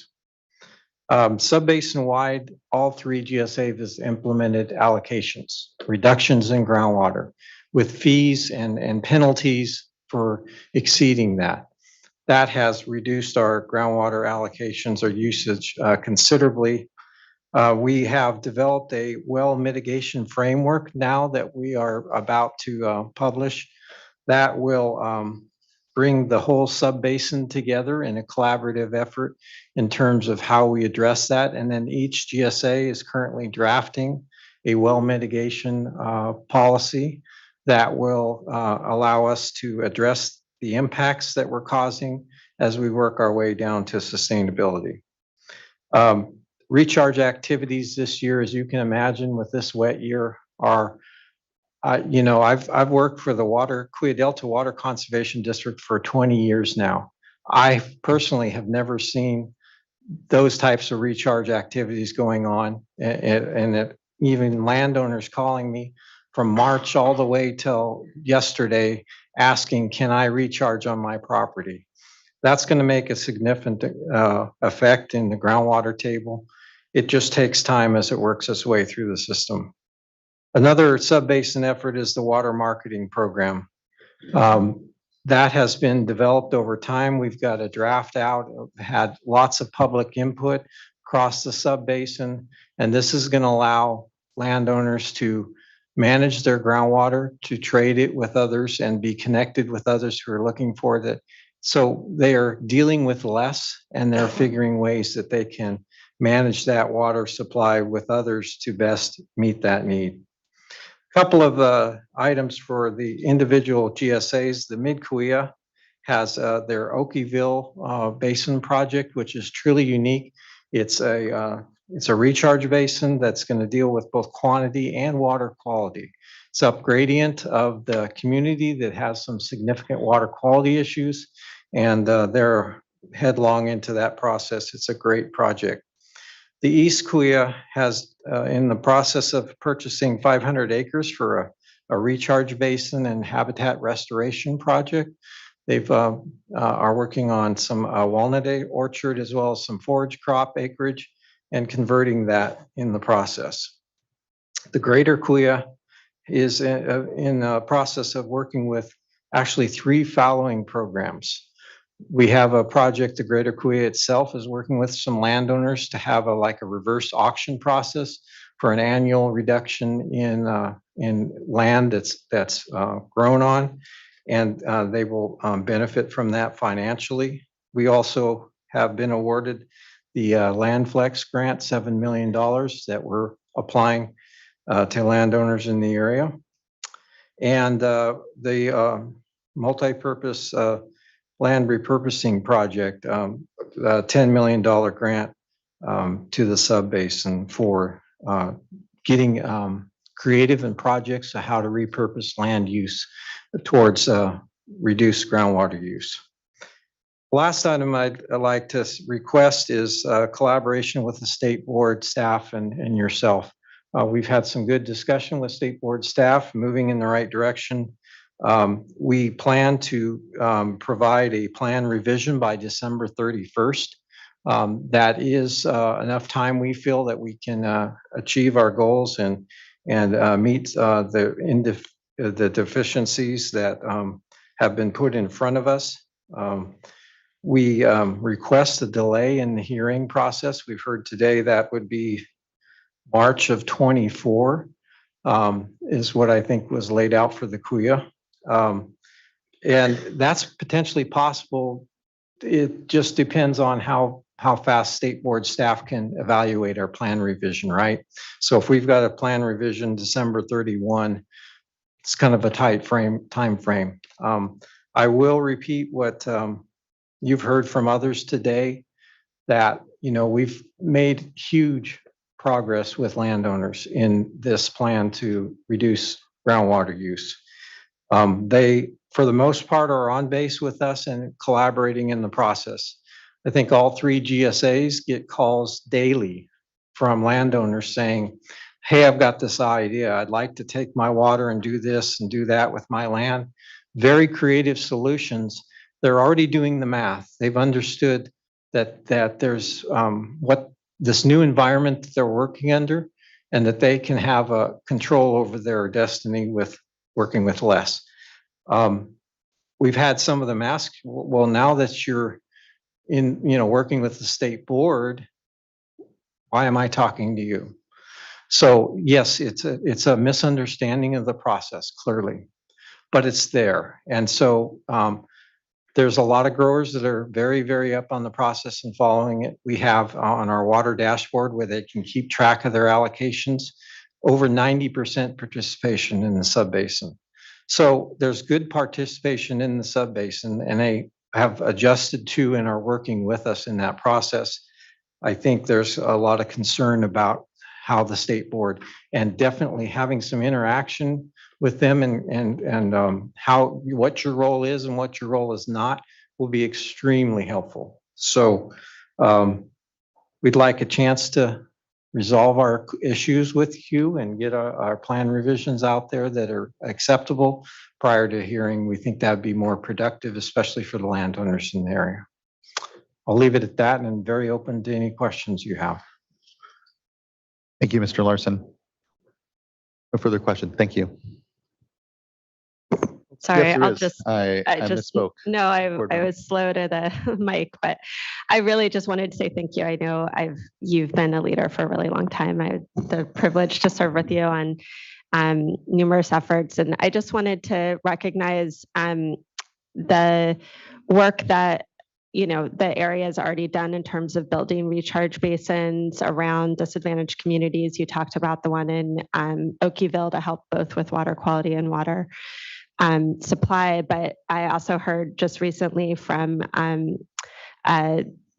folks at the city of Farmersville around the recharge project that helped with flood control in this last storms, as well as recharge and protected the city on multiple levels. And just, I think that's an example of the collaboration and leadership in the basin that has really benefited local communities, and appreciate that leadership.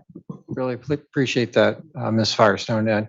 And to that project, we call it our Peregrine project, up gradient of the city of Farmersville. It's now on its 3rd phase. The Cuya Delta Conservation District just purchased another 70 acres of walnut that will be developed into the basin. So we're really excited about that. Thank you. Thank you, Mr. Larson. Thank you, board member. I believe our last commenter will be Jasmine Rivera.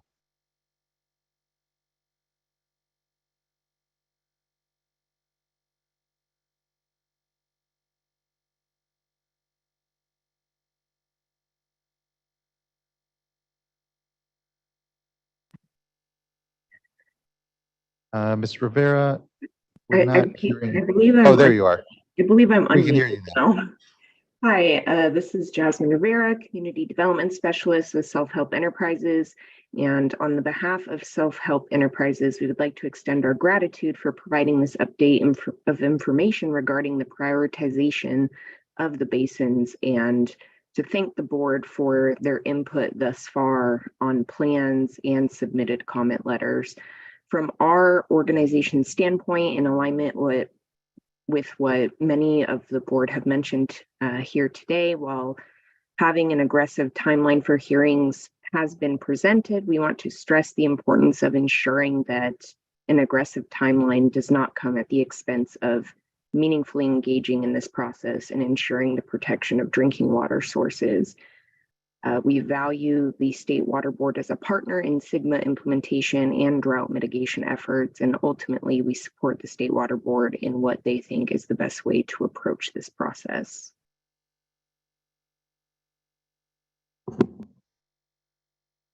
Thank you so much. Board Member Firestone. Great, thank you. And I also thank your and Self-Help's leadership in the region. I'm wondering if there are already basins that Self-Help, I know it was mentioned in multiple basins already, but that Self-Help has agreements and direct coordination with already in place with any of the well mitigation efforts that are going on in these basins, or if that's being discussed more specifically with you all.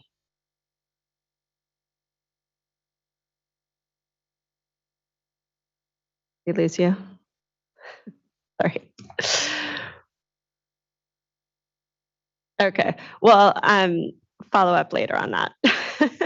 And maybe I'll just say on this topic for the different GSAs that are here is I know one of the areas of deficiency was just looking at private wells that are 20 years old or more recent. And that's something that I think we would certainly expect to be addressed and improved, including in the mitigation program. So looking forward to seeing how those are evolving.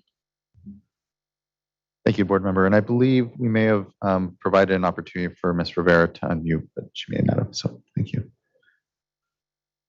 Okay. I think we may have one more commenter, Chase Hurley.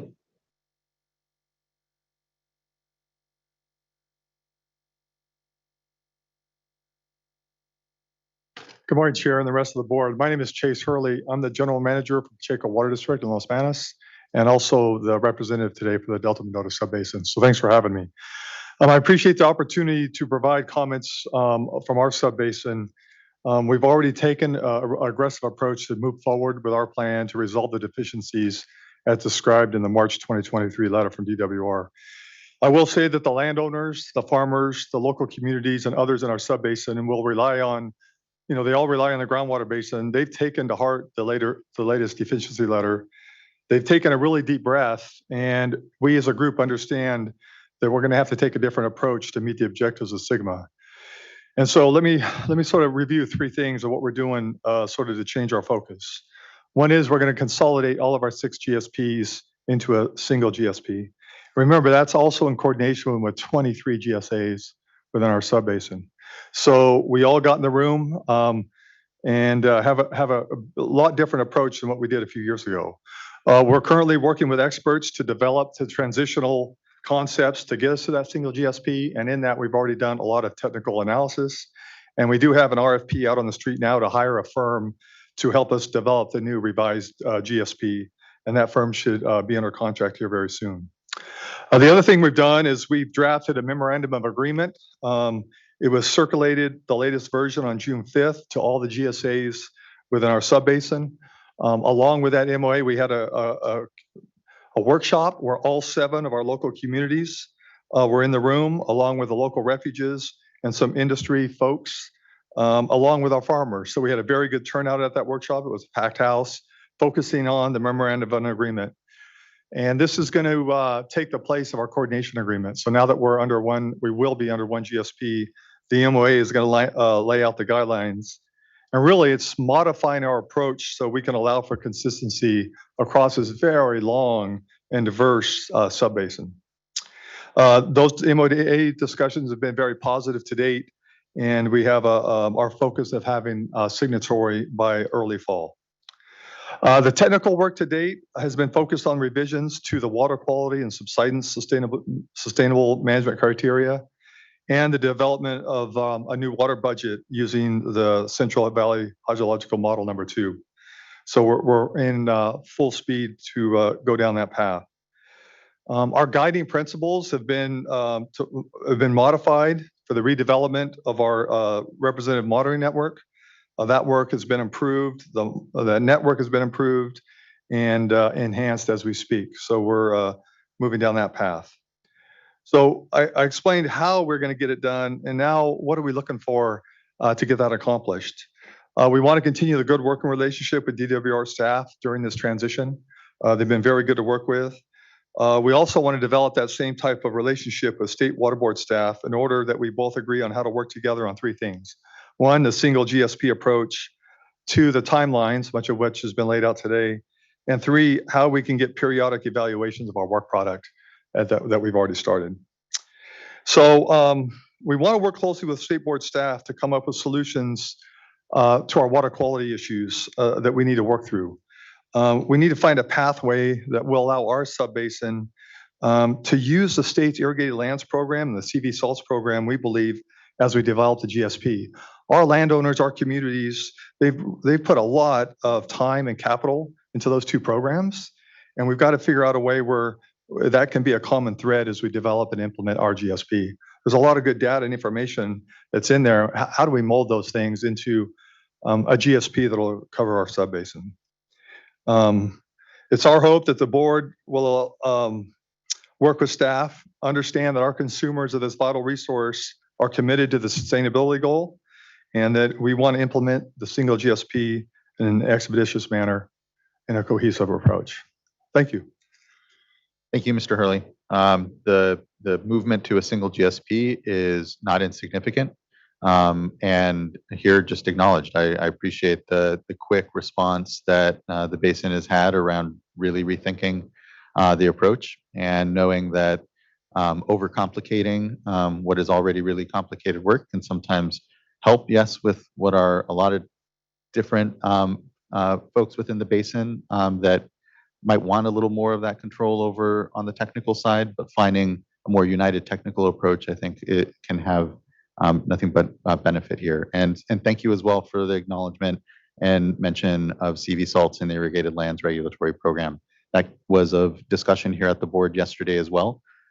It's not lost on us at all that there are other ways in which that we could have better integration across other regulatory actions and work that do have a lot of data, have maturity in even their programming, and I think can fit in ways that really fulfill the promise of, I know what this board was created to really bring in quality and quantity into that same discussion and not have them parsed out. But the reality is that implementation of that happens at that local level. So the acknowledgement of that, the embrace of it means a lot. So really appreciate it, Mr. Hurley. Thank you. Look forward to more work. I believe, and please do just pop up and otherwise raise your hand on the platform if anyone else would like to speak. But otherwise, I believe that brings us to the end of our commenters here. I have appreciated everyone's good engagement here on this item. I'm still comfortable with having articulated the dates that we have here, still committing to them, but knowing I feel that it provides us still that space to continue to have the discussions we have. But what I hope it does is provide that certainty that I think folks are still looking for from us on around what the board's process will be, what are the expectations, and especially because, as we know, probation has such a long lead time to the actual hearing that waiting for a signal to even begin some of that process can push us out years potentially, and already a schedule that's a year and a half out in having that assessment and discussion on probation. So I appreciate, though, what is a lot of ongoing work and a lot more discussion that we're all going to be having in the basins as we here then consider what are very unique circumstance unto each of those basins as we engage. And here, this informational item is our best attempt here to make sure that we're again providing and communicating with everyone very clearly around process, expectations, and I'm hoping we can continue this momentum that I feel here in the room with folks, that we can show success here, that California can continue to be a model, not just here nationally, but internationally when it comes to these challenges that we're facing, and know that we are in the midst of extremes. And so being able to even have authorized the 1.2 million acre feet worth of recharge this year through temporary permits with many of the same growers and communities that are here with us. Additionally, the executive order that has us for the first time even understanding this real nexus around the potential for flood fight and some recharge activities and starting to quantify it. So we have a lot of learning that we all collectively have done or doing here in the moment together. And I'm committed to continuing to learn and to make sure that we do our best attempt here to balance what I know are a lot of competing work and attention, but I think that we can all better stitch together here as the board engages with folks together. So just thank you. Looking to my fellow colleagues for any summary, further questions, thoughts. Board Member Firestone. Thanks. I just could not agree with you more on all of your comments. You know, I think as numerous folks said today, the basins that are in this position now with inadequate determinations really are the most challenging in the state in terms of local conditions. And I think it's really important that as we move forward as a board, we're recognizing that these are extreme challenges. This is not a penalty. This is very much a recognition and support for all the efforts that are going on in the basins, very much embracing SGMA and working to get to success. So I think that's going to be critical in our messaging to make sure that we are supporting and building on all the trust and work that's going on in the basins. You know, on the other hand, we do have a really important role here as part of SGMA to make sure that we're a backstop. I agree in terms of both the schedule and order laid out as for now what we're expecting with some real deadlines. And of course, throughout that process, there must be a lot of stakeholder engagement, and really look forward to hoping that we can avoid going into probation, and even more so going having to adopt an interim plan. But because of the timelines involved and the really severe impacts, I think we can't, you know, we have to be aggressive in starting the process. I do think it's also just really important to recognize that in the meantime, there are folks that are incurring severe costs and impacts. And I appreciate that GSAs are putting together and already committed to mitigation plans, especially for drinking water, but we're also seeing with subsidence, and those costs are really real. And what this is an opportunity to do is not just create a new piece of paper, new agreements, but really get some common vision on what the goal is that we have to achieve in the basin and how to get there in terms of you know, not having those really severe undesirable results that are unfortunately the reality of the severe critical overdraft that we're in. So just want to reemphasize that I really appreciate all the participation. I am definitely committed to myself getting down to the local areas, as I know all the other board members are, and I really appreciate staff's effort to already be doing that and doing a lot more. Look forward to making sure that we are reinforcing messaging that's constructive, but also taking our role and responsibility seriously as we move forward. Thanks. Thank you, board member. Other colleagues with any further thought? Board member McGuire. Yeah, I just want to echo the other board members' comments as well. I've been really encouraged by all the input today to hear all the good work and commitments that the basins have to update their plans, recognizing that I wholeheartedly agree with DWR's findings from earlier this year. If it was simple, we would have all the basins in California at sustainability right now, but it's not. It's a really complex, challenging conundrum to answer because it means real world impacts. Whether you're looking at demand management actions, it's going to impact agricultural land in some way, in some fashion here in every single basin. It's just unavoidable. It's already having impacts on communities, subsidence. I keep hearing about these issues. So I am cautiously optimistic, but at the same time, I think we cannot avoid utilizing it's the board's responsibility and duty to proceed with the probationary process as appropriate.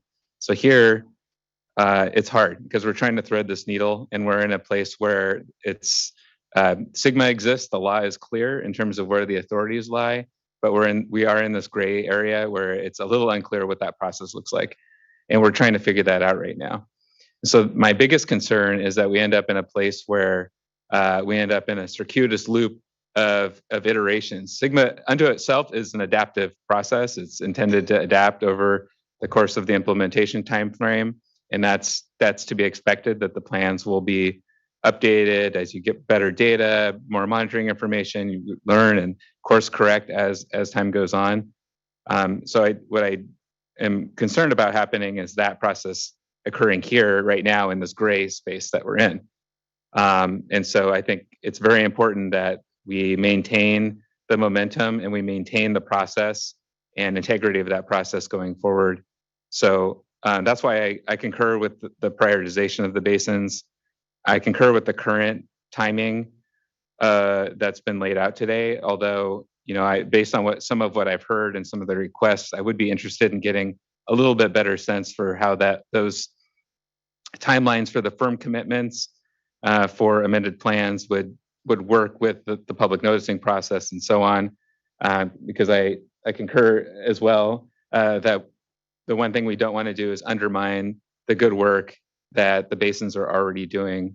So it's continuity in SGMA broadly, it's continuity in terms of how the basins are operating and working with their growers and members in a really complicated space. So again, just thank you for the input today. I really appreciate it and look forward to working with you all as we move forward. You board member.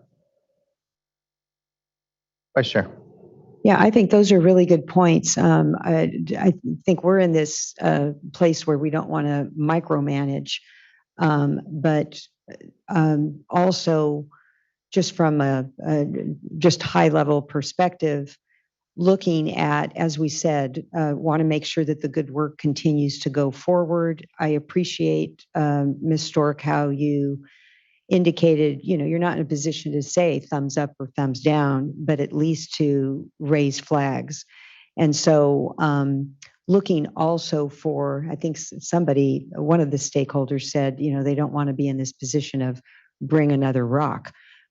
So I think it's important for the basins to know you figure out how many rocks need to be brought based on good communication that you're having with our staff and based upon the good work that DWR did in, providing very specific information about deficiencies. So bring as many rocks as you have that you think need to be in a plan that will pass. But then in terms of that coordination, looking for, communication that we all can be made aware of. So as you have those meetings with the basins, like I was in a meeting with you, and I think I mentioned it under board member reports, meeting in Chowchilla. And I thought that that was a very constructive discussion. And there was a plan for when you would be reviewing the updated plan. So everybody was fully aware. And so I think keeping the basins updated on those opportunities, but also filling us in as well. Thank you. Thank you, Vice Chair. Board Member Morgan. And just want to, just to say thank you, and I agree with the comments that have been made.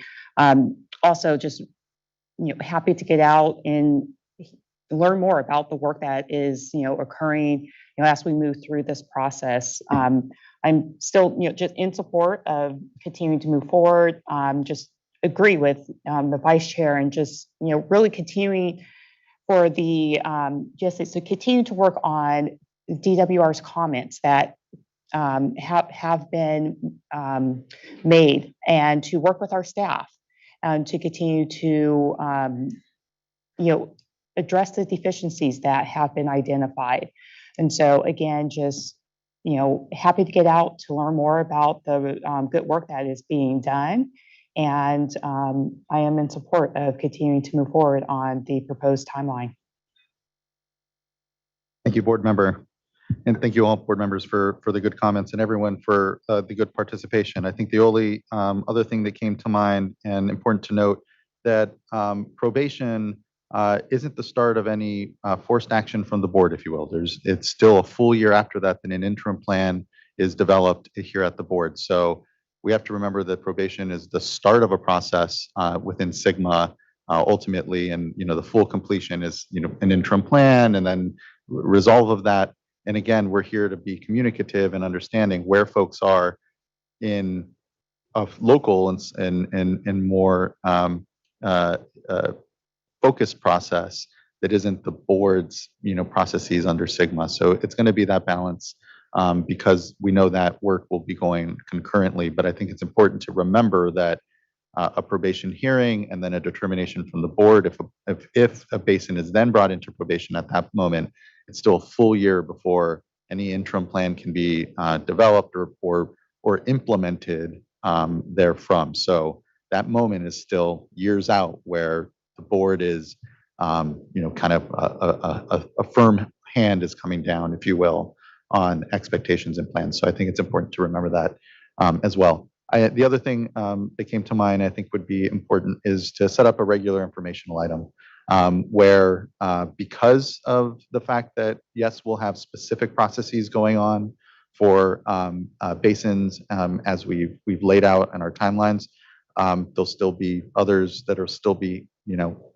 discussions happening. And I think important to provide an opportunity to kind of hear where folks are, and to the Vice Chair's point, even things like how many meetings have gone on, what have the conversations have been like, so you all can report back up to us here and we can provide some feedback.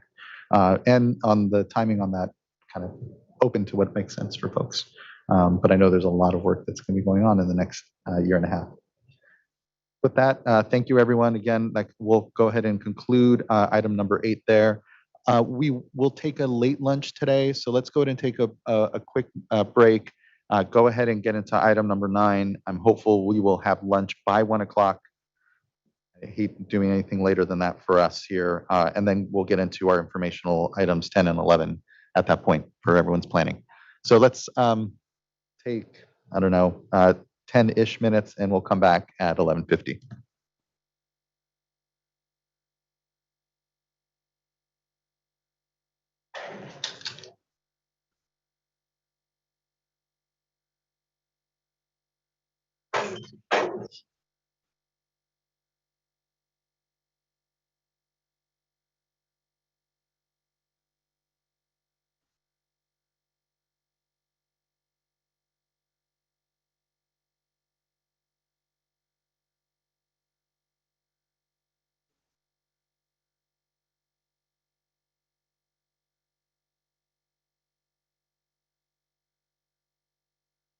Oh, really? No. Just have.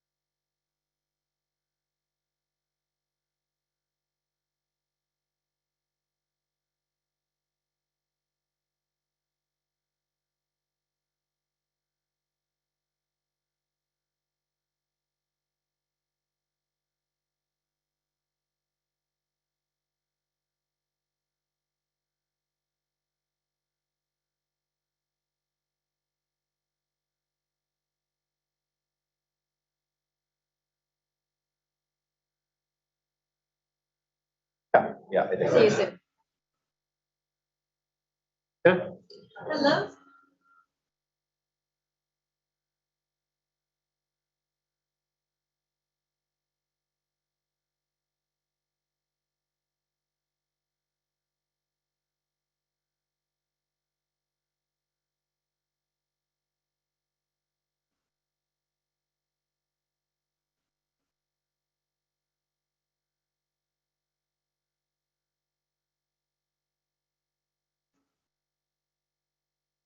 Bucket list things, what the hell?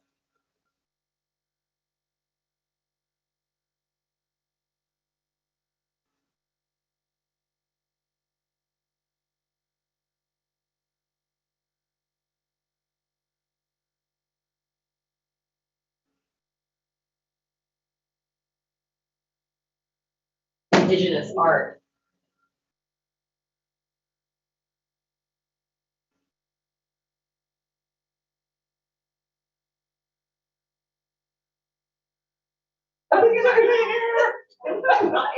Right, what are you doing? It's not the Delta, oh my God.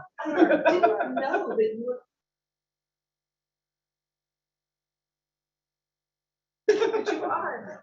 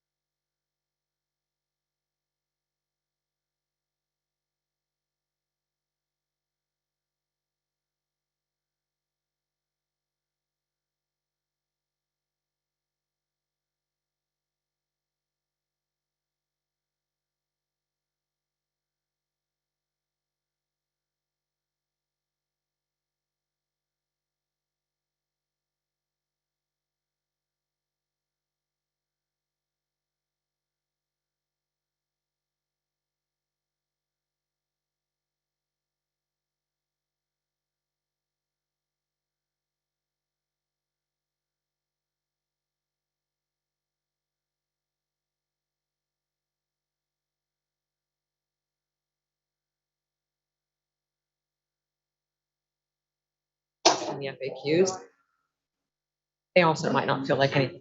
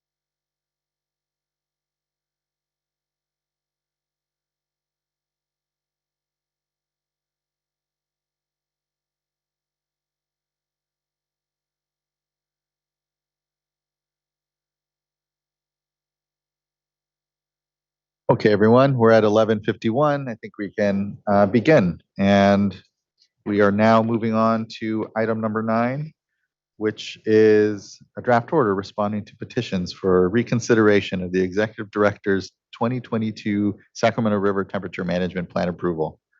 And would like to look over to Michael Macon in order to kick us off here. Hey, good morning, Chair Escobar and other board members. You might need to get a little closer to your mic. Sorry. Sorry about that. All right. Is that better? Good. My name is Michael Macon. I'm an environmental scientist in the Division of Water Rights in the Bay Delta Sacramento unit. Joining me today is Diane Riddle, the Division of Water Rights, and Dana Heinrich with the Office of Chief Counsel. Matt Holland is also online, joining us virtually, and he's from the Division of Water Rights. And we can kind of just dive right in. Next slide, please. And so this slide provides an outline for our presentation today. First, I'll provide an overview on Water Right Order 90-5 and kind of the water temperature requirements associated with that. Then we'll go into the hydrologic landscape in 2022 that informed the temperature management plan development. Then we'll walk through the temperature management plan. Then we will address the petitions that we received on that plan, do a review of the hindcast modeling, and then review the draft order that's up for discussion today. And Dana will discuss the final slides with the comments we received on that draft order. So next slide, please. Yeah, Water Right Order 90-5 was adopted in 1990, partially implements the water quality objectives for temperature included in the Sacramento River Basin Plan by conditioning the U.S. Bureau of Reclamation's water rights for the operations of the Shasta Reservoir Complex. The order required the installation of the Shasta Temperature Control Device, or TCD, on Shasta Dam. It also requires Reclamation to take all actions within its reasonable control on the Sacramento River for the protection of fish species, including endangered winter run, spring run, and commercially viable fall run Chinook salmon. Additionally, Water Right Order 90-5 requires monitoring and reporting of water quality below Shasta Reservoir and its after Bay Keswick Reservoir. It sets minimum flow standards of 3250 during the period of September through February. And it limits ramping rates out of Keswick Dam to prevent red dewatering issues during the fall. Additionally, it includes requirements to not cause adverse impacts to the Trinity River and its fisheries as a result of temperature management on the Sacramento River. Next slide, please. As you're all familiar, for temperature management, Order 90-5 establishes a temperature requirement of 56 degrees Fahrenheit at Balls Ferry whenever it would be detrimental to the fisheries to exceed that. Oh, sorry, Red Bluff. Sorry. That's approximately 60 miles downstream of Keswick Dam. Order 90-5 is designed to be flexible that allows for temperature compliance points to be moved upstream when there are factors beyond Reclamation's control to meet 56 degrees at Red Bluff. In order to move the compliance location further upstream, Reclamation has to submit a temperature management plan that identifies an alternative compliance location and a management strategy for meeting that 56 degree requirement further upstream. The state board then has 10 days to object to that temperature management plan. A TMP is submitted yearly, nearly all years. The map on the right here identifies Keswick Dam and Red Bluff Diversion Dam downstream.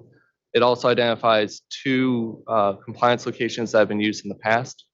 Clear Creek is the compliance location identified in the 2019 NIMS BIOP, and Balls Ferry is the next gauging station downstream, has been used as a compliance location in the past, particularly before the 2019 BIOPs. The next slide, please.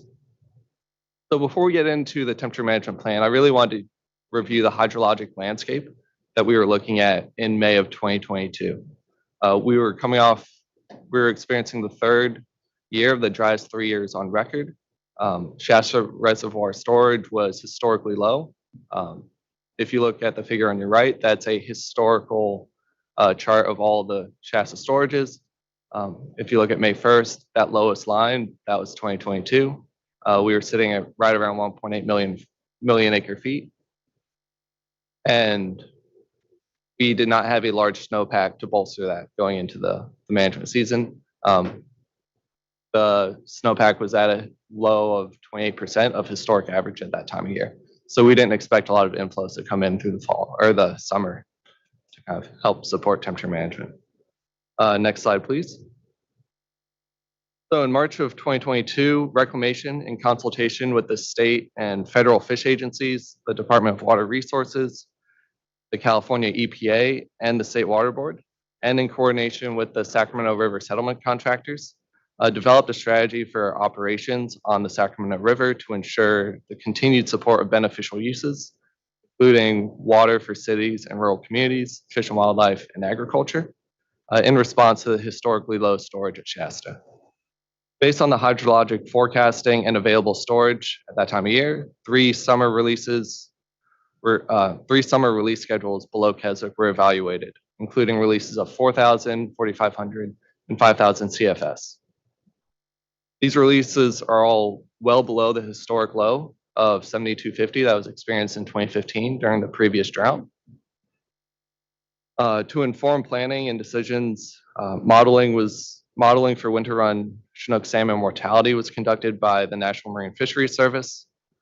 These results identified expected temperature-dependent mortalities of 41% for the 4,000 scenario, 45% for the 4,500 scenario, and 58% for the 5,000 scenario. However, due to the fact that the release rates were just so well below the historic conditions and outside the ranges that the temperature models have been calibrated to, there is a high degree of uncertainty with these results, particularly with the low release of 4,000 CFS. Accordingly, a target for an average water release schedule of 4,500 CFS from Keswick Dam below Lake Shasta during the irrigation season was decided upon and agreed upon. This led to a projected end of September storage of about 1.0 million acre feet. Next slide, please. So under that 4,500 CFS release schedule that was agreed upon, Reclamation developed a temperature management plan that targeted 54.5 degrees Fahrenheit at the Highway 44 bridge in Reading. With this draft TMP on April 6th, there is a stage independent temperature dependent mortality estimated at 70% given the scenario, and an end of September storage of 1.25 million acre feet. A final TMP was submitted on May 2nd, actually, so that slide's a little incorrect. It was submitted on May 2nd with updated modeling results. It reflected a improved temperature dependent mortality of 42% and a lower end of September storage of 1.14 million acre feet. This final TMP also added the temperature management strategy for the Trinity River and addressed several comments made by NIMS on the draft TMP. Next slide, please. On May 6th, the State Water Board conditionally approved the temperature management plan. The conditions of approval included requiring Reclamation to take all actions within its reasonable control to improve temperature conditions, including to minimize temperature-dependent mortality and to maximize carryover storage in the event of continued dry conditions. The State Board also required Reclamation to provide timely notifications if operations were to deviate from the plan or were expected to deviate in the near future. They also required them to conduct routine monitoring and coordination with the fish agencies to ensure adequate cold water supplies for the Livingston Stone National Fish Hatchery, and to coordinate with the Trinity River parties to avoid any unnecessary impacts on the Trinity. Next slide, please. In response, the State Water Board received 2 petitions for reconsideration of the Executive Director's approval of the final TMP. The first petition was from the Natural Resources Defense Council, Save California Salmon, the California Sports Fishing Protection Alliance, the Bay Institute, Golden State Salmon, the Pacific Coast Federation of Fishermen Association, and the Institute for Fishery Resources. The NRDC petition contended that the TMP would cause unreasonable harm to the fishery due to Reclamation not taking all actions within its reasonable control, including reducing Shasta temperatures down to that 4,000 CFS scenario that was evaluated in March. The NRDC also contended that the TMP would adversely affect spawning conditions on the Trinity River and was an unlawful reduction in allocations to wildlife refuges that is prohibited by the Central Valley Improvement Act. The second petition was from the Sacramento River settlement contractors, who contended that the State Water Board lacks the authority to approve a temperature management plan subject to conditions or to require reclamation to take all actions within its reasonable control and to maximize carryover storage. Next slide, please. Although it's not strictly relevant to the petitions for reconsideration today, which concern the validity of the executive director's approval of the TMP based on information available at the time, it's worth noting from a resource management perspective that observed conditions through the temperature management season were favorable or more favorable than what was modeled on May 2nd for the final TMP. Oncast modeling indicates that observed temperature-dependent mortality of 18% compared to the 42% of the final TMP. This was driven by some late season storms in May and June, which reduced early season demands on the Sacramento River, increased flows into Shasta, and resulted in cooler in-stream temperatures below Keswick. If you look at the figures on the right, the blue line is the modeled conditions and the yellow line is observed. The top left figure is the releases from Keswick Reservoir. As you can see, early in the season, reclamation was able to maintain lower than modeled releases due to less demand in the system. The figure on the far right shows inflows into Shasta, and we saw higher than modeled inflows into Shasta, which bolstered storage.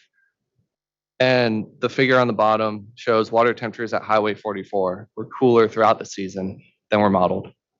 We ended up with an end of September storage of 1.5 million acre feet, as opposed to the 1.14 million acre feet in the final TMP. Additionally, Trinity River diversions were limited to 253,000 acre feet in water year 2022, and that's the lowest on record for annual diversions since 2001, when records are available. Next slide, please. In the draft order on reconsideration, the State Water Board denies both the NRDC et al. Petition and the Sacramento River Settlement Contractor petition. With respect to the NRDC petition, the draft order finds that the TMP adequately prioritized habitat for winter run Chinook salmon after meeting human health and safety needs. The draft order also finds that the reducing releases from Shasta or allocations to the CVP contractors would not have been within reclamation's reasonable control, considering the extreme drought conditions and already substantial reductions in water allocations, as well as the uncertainty in modeling for temperature control. Additionally, the draft order finds that the Trinity River imports were kept to a minimum to support temperature management on the Trinity River and did not violate Order 90-5 in that regard. Finally, the draft order finds that the approval of the TMP did not alleviate reclamation of its responsibilities to deliver water to the wildlife refuges as required under the CVPIA. Next slide, please. With respect to the Sacramento River Settlement Contractors petition, the draft order finds that the ability to approve a TMP with conditions is implicit in the executive director's authority to object to the TMP. Additionally, the draft order finds that when reclamation is unable to meet the 56-degree target at Red Bluff Diversion Dam due to uncontrollable factors, then reclamation must take all actions within its control to improve temperatures and not further degrade water quality. Furthermore, the draft order finds that the carryover storage is an appropriate factor to be considered when determining the reasonableness of the release schedule proposed by the TMP, because end of September storage may affect temperature management in subsequent years, especially when Shasta does not spill over the winter. I will now hand it over to Dana to cover the comment letter we received on the draft TMP, which largely addresses procedural and legal issues.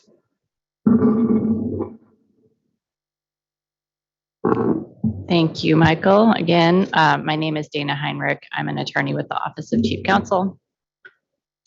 The comment letter that we received from the Sacramento River Settlement Contractors reiterates their argument concerning the executive director's authority under 90-5 and from staff's perspective, the draft order adequately addresses those arguments, and so I won't get into that here. I would like to address 3 new procedural arguments that are raised in the comment letter. The first has to do with timeliness. The draft order, if it's adopted today, will be adopted well after the 90 days that the board has to act on a petition for reconsideration.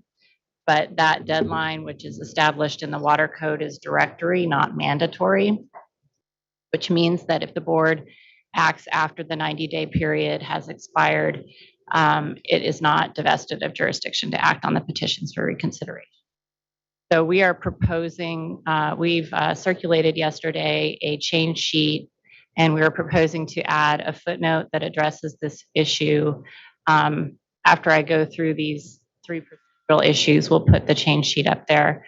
But the footnote contains standard language that's commonly included in reconsideration orders that are adopted after the 90-day period. The second issue has to do with justiciability. The settlement contractors maintain that adopting the draft order would violate basic concepts of justiciability because the petitions for reconsideration are moot because the 2022 temperature management season is over. Assuming for sake of argument that the authority cited by the settlement contractors applies in the administrative context, there is a well-established exception to the usual rule against deciding an otherwise moot case, where the case raises issues of general public interest that are likely to recur. And that is the case, particularly with the issues raised in the settlement contractors petition. The issues concerning the scope of the executive director's authority in particular is an issue that is likely to recur. And it's staff's position that all of the issues raised in the petitions for reconsideration are of general public interest and could recur in the future. And therefore, it's appropriate for the board to adopt the draft order, even though it is technically moot. And the third point is sort of related to the mootness issue. The settlement contractors maintain that the draft order constitutes an improper declaratory decision or underground regulation that was not adopted in accordance or would not be adopted in accordance with the procedures established for those types of decisions under the Administrative Procedure Act. I disagree with that argument. Just because the draft order or the petitions are moot, technically moot, does not mean that there's somehow the nature of the decision is different. If adopted today, it would be an adjudicative decision, duly adopted as part of an adjudicatory proceeding on the petitions for reconsideration. And there's nothing inconsistent with the Administrative Procedure Act about establishing precedent through the adoption of adjudicative. So with that, I think, Courtney, would you please put up the change sheet? We can take a look at the 2 changes that staff are proposing.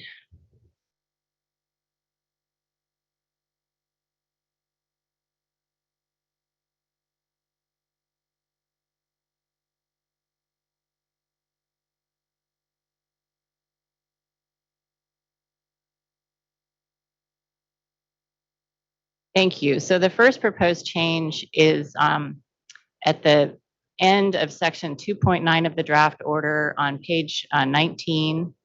After the very last citation there, we're proposing to add a new footnote that would read, the State Water Board is directed to order or deny reconsideration on a petition within 90 days from the date on which the decision or order was adopted. Citation to Water Code section 1122. If the board does not act within that 90-day period, a petitioner may seek judicial review, but the board is not divested of jurisdiction to act on the petition simply because the board did not complete its review on time. And then there's a citation to a previous State Water Board order, WR 2009-61, and to a case, State Compensation Insurance Fund versus Workers' Compensation Appeals Board. 248 Cal. 4th, 349. And then the second proposed change addresses the mootness issue. This would be an edit to the sentence, the second sentence in the last paragraph of section 3, beginning on page 20. We're proposing to change the second sentence so that it would read, nonetheless, we address their contentions in this order because the issues raised in the petitions are of general public interest and they are likely to recur in the future, followed by a citation to the California's for Alternatives to Toxics versus Department of Pesticide Regulation case, 136 Cal App 4th, 1049. I should say, to clarify, there's another sentence that follows that in this paragraph. We're not proposing to delete that. And with that, I think that's all that I had. Michael and Diane and Matt and I are available to answer any questions. And I think we have some speakers too. Thank you. Really appreciate the work on this and presentation. I don't have any further question or comment currently. We do have 4 commenters and we can go to them, but looking to see if there's question or follow-up from board colleagues before that. Let's go to our commenters. Our first commenter will be Thad Bentner, be followed by Chris Schutz, Ashley Overhouse, and our last commenter here will be Regina Chigazola. Good afternoon, Mr. Bentner. Good afternoon, Chair. Can you hear me okay? We can. Thank you.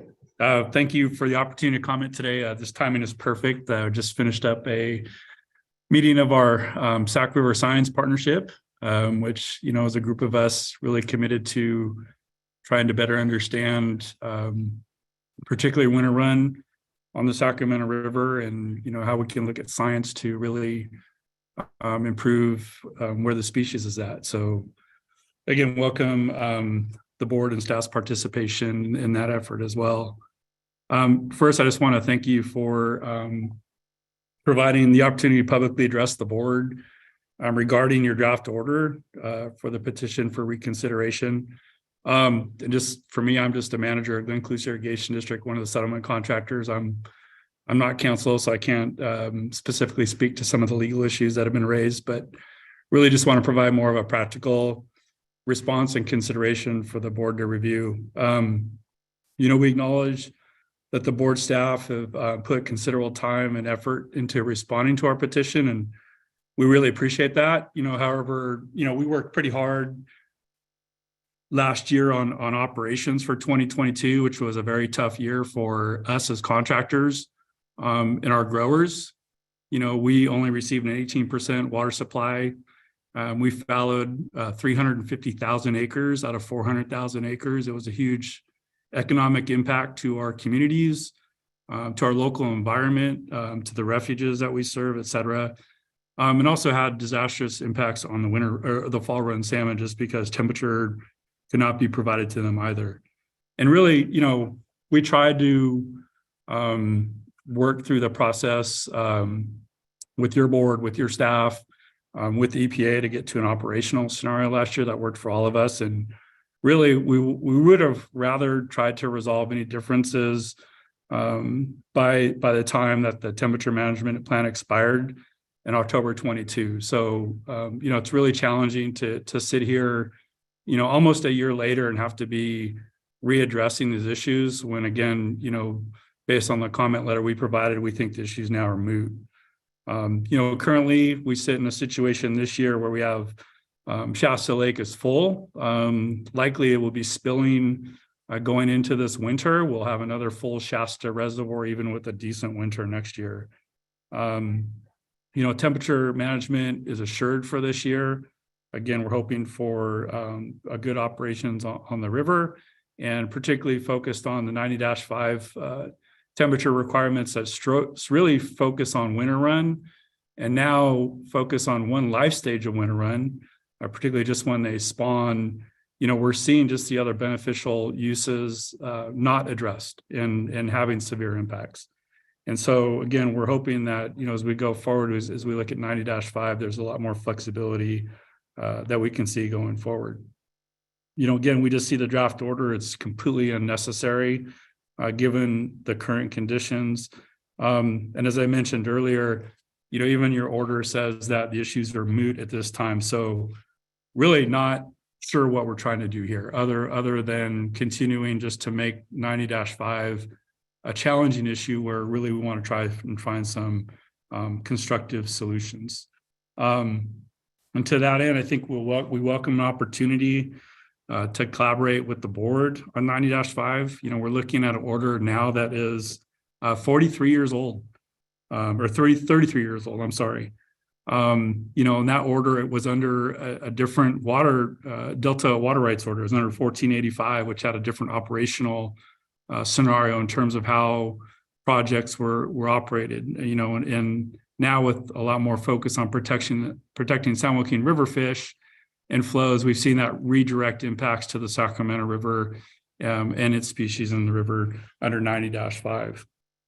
And, you know, focus on 90-5, reclamation has never been able to meet 56 degrees at Red Bluff, regardless of the year type. So again, we think being able to address changes to 90-5 that make it more applicable to current conditions and current operations is what we need to do.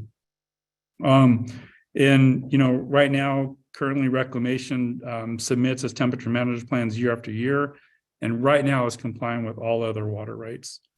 And right now, again, the process that we have is confusing at times. There's lots of inefficiencies in the planning process, and we just think it's, you know, working with you and your staff to update 90-5 is the direction we need to go. And so, again, we just think that for what's taking place today, it's moot. We don't feel a need that the board really needs to act on this report or this action. You know, so again, just from a practical standpoint and not from a legal standpoint, we just ask that the board not take action on the order today. And again, we set up a more constructive process to try and address some of the uncertainties and also make 90-5 a better process going forward. And just the other thing is again, just looking at some of the modeling, you know, was touched on about what we estimate temperature dependent mortality may be.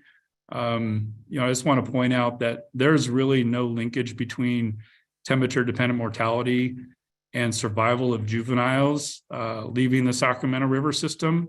Again, we think that's one of the things that we want to address in our science partnership. And then just for context, the models would tell you this year that if there's zero temperature dependent mortality, and that's really the metric we're all focused on, which we think is not correct. It's not the right metric. This year, we should see a 38% egg to fry survival. And so, you know, we will be coming back later this year. And I think it's something we need to talk about because there's a high amount of focus on temperature management. Again, for one species winter run, for one life stage, egg larvae survival, and that's not helping winter run survive. And so we think there needs to be a larger conversation around that. And we also need to address some of that uncertainty and some of the science and how we may revise 90-5 going forward. So again, thank you for the opportunity to comment today. Thank you, Mr. Bentner. I appreciate your work. Although here, you know, the issues that were brought up, I feel in the petition, again, around just our authority on conditioning and able to make 90-5 work, right, I think is important to set out. It's not being done so as to kind of poke at folks at all. And here, importantly, I think can help continue to create the right relationship amongst us all. Because as to your point, 90-5 is important to make sure it works and work amongst what are a lot of other laws, regulations, and work, including biological opinions and long-term consultation that we're in the middle of. So I agree with you. We should all here have the benefit of best working together and making sure that we are understanding how the science, but also the policy here is all matching up to come out with the outcomes. I think I continue to hear we're all in the same boat toward. So appreciate the request. Do know that on my part, I feel comfortable moving forward with it and hope it doesn't, you know, strain what I know can sometimes be difficult discussions already and strain relationship amongst it. So I appreciate it. Thank you. Next, I'd like to go to Chris Schutz, be followed by Regina Chigazola. Good afternoon, Chair Esquivel and members of the board. It is afternoon. Chris Schutz for the California Sport Fishing Protection Alliance, or CSPA. CSPA was not able to comment in a written form on this matter because of the short turnaround and competing deadlines, including the need to comment on the final 2023 temperature management plan. The board should not accept the draft order on reconsideration. The board should grant NRDC et al.'s petition for reconsideration of the 2022 Sacramento River Temperature Management Plan.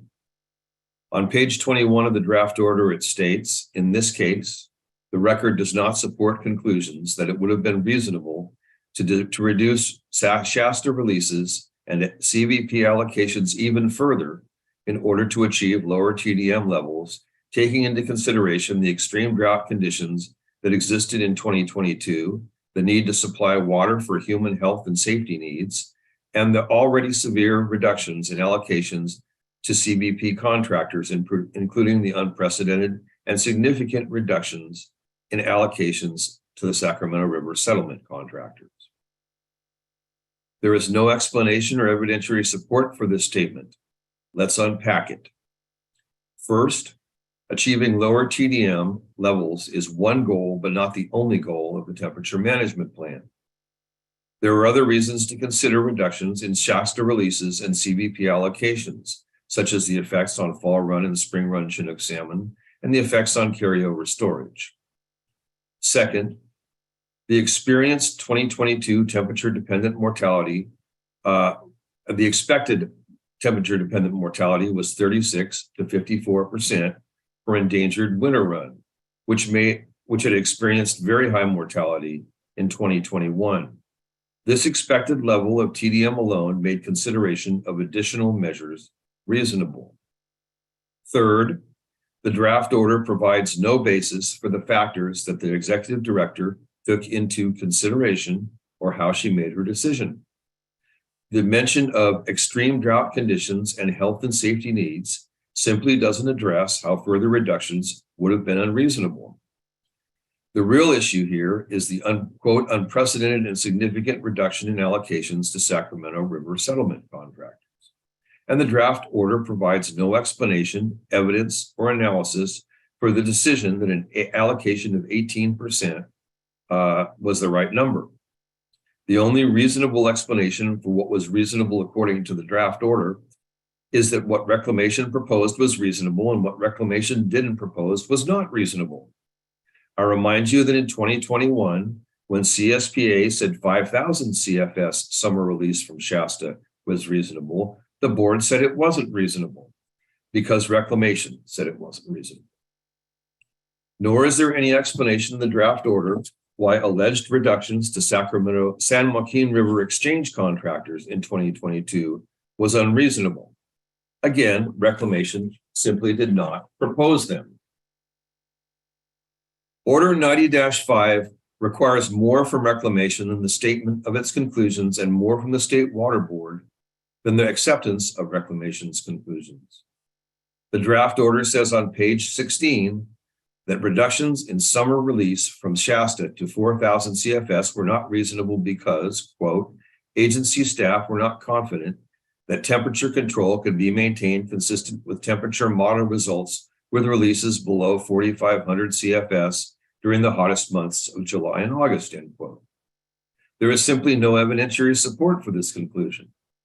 As stated on page 21 of the draft order, 4,500 CFS was also unprecedented. This was new territory in part because the board did not reduce flows and deliveries in 2021. There's no explanation why 4,000 CFS is any more different or provides greater uncertainty than 4,500 CFS. It just isn't there. It's not stated.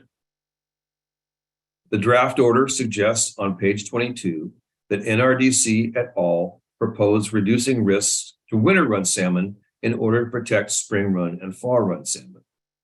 This misstates our position and is a red herring. We propose considering measures that would better protect spring run and fall run and also improve protections for winter run. The board should reject the draft order and grant consideration consistent with NRDC et al.'s petition for reconsideration of the 2022 Sacramento River Temperature Management Plan. One of the few things in the draft order with which CSPA agrees is the recognition in the change sheet that these issues are not moot. They go to future as well as past implementation of Order 90-5. And in turn, one of the few issues on which we agree with the settlement contractors is that the board should reopen and update Order 90-5. The first order of business there will be to clarify what factors are controllable. And I will say that we'll have many disagreements with the Sacramento River settlement contractors about many of the other issues related to these issues. Thank you very much for the opportunity to speak to you today. Thank you, Mr. Schutz. I'll just briefly speak because there is alignment on it on, the request for updating 90-5. I hear, know that we have a lot of workload ahead of us on a number of projects and competing interests. And although I'm not going to make sway one way or another, I just want to acknowledge that, there are ways that perhaps 90-5 can be better clarified. I'm interested in making sure that there's ways that we ensure that 90-5 works. Up until this board has made a determination and commitment of resources to say that that's going to be a significant project amongst a lot of significant projects now that we're looking to undertake. So just wanted to make that comment because of what, yes, is some alignment here on both, and just acknowledge that it is an older order. And but the water quality control plan update comes to mind, and other projects that are needing to be completed and that would compete for time in updating 90-5. And I think it's just important to think through the complete necessity and make sure that at least as these years continue prior to some update potentially of 90-5, that we're making sure things work. So. Can I Mr. respond Schutz. briefly to that, Chair Esquivel? Sure. I just point out that in 2014 and 2015, the board basically dropped everything in order to address, or almost everything in order to address the drought and conditions related to Order 90-5 and other related issues. And again, only a few years later in 21 and 2022, we had the same situation. And it's when you're not in a crisis situation that you actually have the opportunity to calmly and rationally, at least as rationally as these things can be, discuss these issues and do it productively. And so I would encourage y'all to get this moving, because it not only is a priority issue in and of itself, but it tends to disrupt all the other priority issues that you just mentioned. Thank you. Thank you, Mr. Schutz. Next, I'd like to call up Regina Chigazola, and I believe that may be our last commenter. Hello, this is Regina Chigazola with Save California Salmon. I do have poison oak on my face, so I apologize if I look kind of crazy today. Springtime in the Klamath River area can be kind of intense for that. I was actually marked as to speak only as necessary, and so I am going to be really quick. I am, first of all, want to reiterate Chris Schutz's comments on NRDC and all on the order and what has happened over the last few years, and also the critical need to update 90.5. I know it was mentioned earlier by settlement contractor representative that other beneficial uses are not being protected under this order. Well, one of the beneficial uses not being protected under this order is new, and that is the tribal beneficial uses. And part of the reason I want to bring this up is 90.5 not being strong enough and protective enough has led to a massive salmon crisis within the Sacramento River watershed. And is really impacting tribal beneficial uses, commercial fishing, and all uses that are based on clean water and temperature. Also, I think there should be some clarity on protection of the Trinity River within this order. And so I don't think that I really need to talk for a long time because I think Chris did an amazing job. I just wanted to reiterate his points and also bring up, if you do move forward with updating 90.5, to please consider tribal beneficial uses in the commercial fishery within that. So that's all I'm going to say because I only needed to speak if necessary. I didn't realize Chris was going to be here and he did an excellent job. Thank you. Thank you, Ms. Chigazola. Appreciate the plus up and comments nonetheless and engagement on the work. Thank you. That brings us to the end of our commenters and looking to fellow board colleagues, if there's question, discussion, comment further, or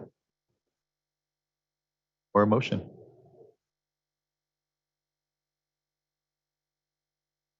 Vice Chair. Well, I'll just say that I struggled with this and did spend some time with staff, read the comment letters and read through the order. And I'm not excited about this, but I think that, staff was thoughtful about it and put together a response that is acceptable. And so I just want to use this as an opportunity to say a few things.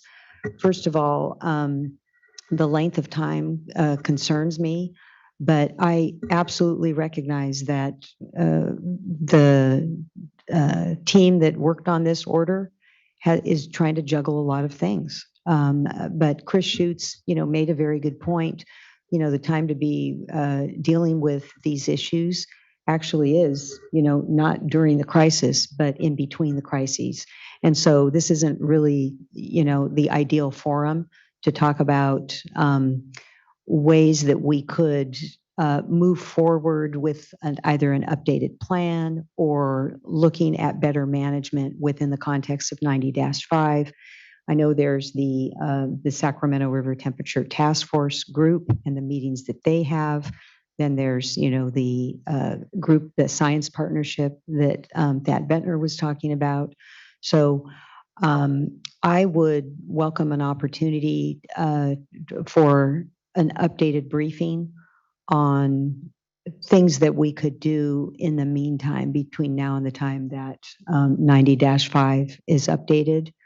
And maybe it's just updating us on these other collaborative efforts that exist and the updated work on the task force. Because I recall being much more focused, but of course it's during a crisis.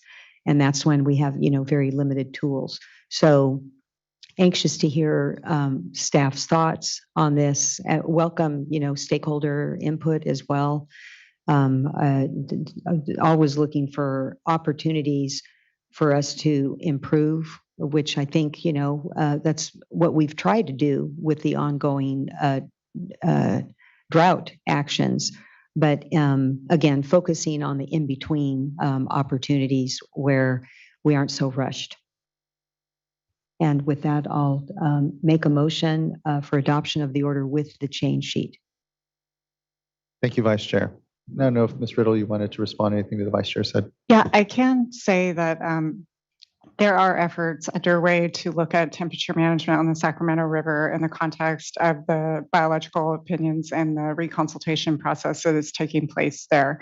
We are coordinating with that process, and we're, it's still early in the process to say where that is going, but that may be something that we can tee off of for our efforts with Order 90-5. It is a different order. It does have a different standard. We are certainly trying to be cognizant of the fact that the science has evolved since the order was adopted, including considering the fact that the temperature target is really 53.5, that is most relevant to protection of winter run from temperature-related impacts. And we do incorporate those considerations into our recommendations for conditional approval of the temperature management plan every year, as well as consideration of fall run and spring run Chinook salmon, which are certainly definitely part of Order 90-5. Order 90-5 actually is not specific to winter run Chinook salmon. It identifies protection of the fishery, which is broad. It includes all of the salmonid runs. So that is definitely part of our consideration process. In times when there's limited water supplies, there are considerations given for endangered species and balancing that occurs, and that balancing is challenging. And but we do definitely take those issues into consideration, and we'll continue to do so and think of ways in the intervening time period between having a better long-term plan for temperature management, what we can do to make sure that we're providing for the reasonable protection of fish and wildlife and being timely in responses when concerns are raised. We understand that. In most cases, though, for Sacramento River temperature management, it's a small window upon which we're making the decision. It's a 10-day window that we have after we get the final temperature management plan, and then the temperature season itself is also not tremendously long. So that it does really speak to the need to resolve these issues in a longer term planning process. I think we agree with that. And in the short term, we'll do our best to be as responsive as we can. In the past, we've held workshops and done other things to solicit public input and get that input into the process, short of having the official order on reconsideration. And in this case, we did definitely read the letters. We considered them in our conditional approval, and we considered them when determining whether the conditional approval should be modified. The conditional approvals always include the authority for the executive director to modify her approval. And so while we may not have responded officially to all of those petitions in real time, we did read the letters. We did consider the input in determining whether we would recommend to the executive director that she make any changes to the conditional approval. Thank you for that, Ms. Biddle, and thank you, Vice Chair. I'll second. Thank you, Board Member. Ms. Tyler, can you please call a roll call vote? Vice Chair Diadamo, Aye. Board Member McGuire, Aye. Board Member Firestone. Aye. Board Member Morgan. Aye. Chair Esquivel. Aye. Thank you. Thank you as well. Vote carries and the order is adopted. Thank you, everyone, and appreciate the good work on this. I know even with a wet year here, temperature, and this is the time to be working on temperature. And so I know we'll have a lot of opportunity to continue to discuss this here in the near future. So thanks everyone for the good work. Let's now take a lunch. We can go ahead and, oh gosh, it'll be a little less than 45 minutes if, let's just go and say we'll come back at 1:35. That sounds good to me. Yeah. Well, it'd be almost an hour. So let's just say 1:30. Okay, let's do that. Okay, 1:30. We'll be back, everyone. I hope you have a good meal, refreshed and ready to come in and talk to the Delta Water Master and the update. So we'll see you here at 1:30.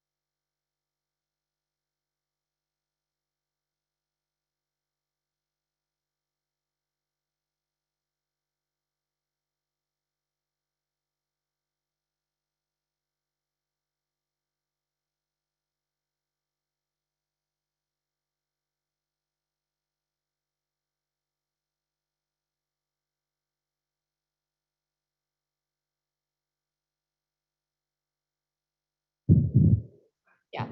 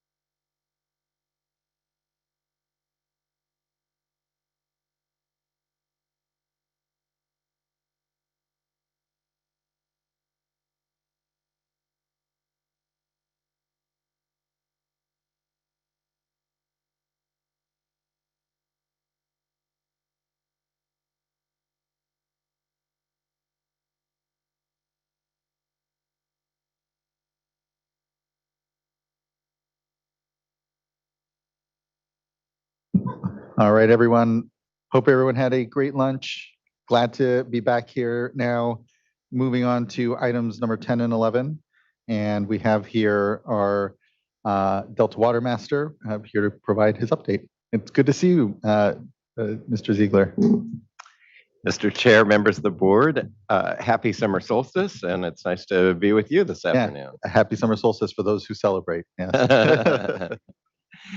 So I do want to note that I'm also joined by my colleagues here on the dais, Lindsay Kammerer and Lisa Crowley. And so we're going to report to you a bit about how we're approaching this drought as a great opportunity to advance and engage Delta stakeholders in a common discussion about water data and advancing science more generally across the data or across the Delta. Thank you. Next slide, please. So in particular, we're going to be giving you a report on where we are in water data reporting in the Delta, and in particular, a focus on the Delta Alternative Compliance Plan, a portfolio in integrating data on the OpenET platform. The second thing we're going to spend a bit of time talking with you all about is the Delta Drought Response Program.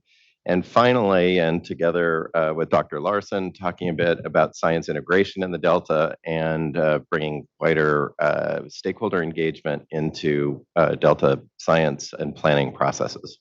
Next slide, please.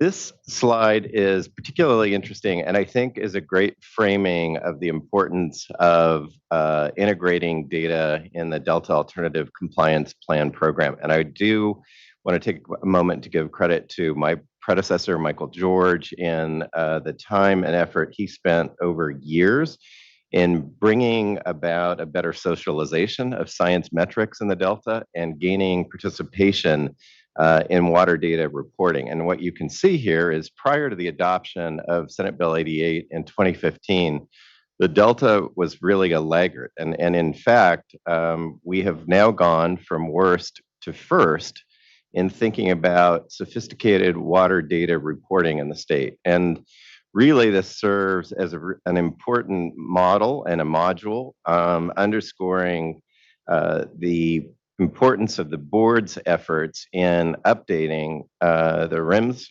program and fundamentally giving Californians a better idea of how, where, how much, and what water is being used for throughout California. So our work in this effort in the Delta ACP program is a very important module to better understand and inform the Cal Water's program to integrate water data reporting statewide in a much more sophisticated and accessible data platform. So with that, let me turn over to my colleague, Lindsay Kammerer, and give you a bit more on the Office of the Delta Water Master's approach in developing and implementing Delta ACP.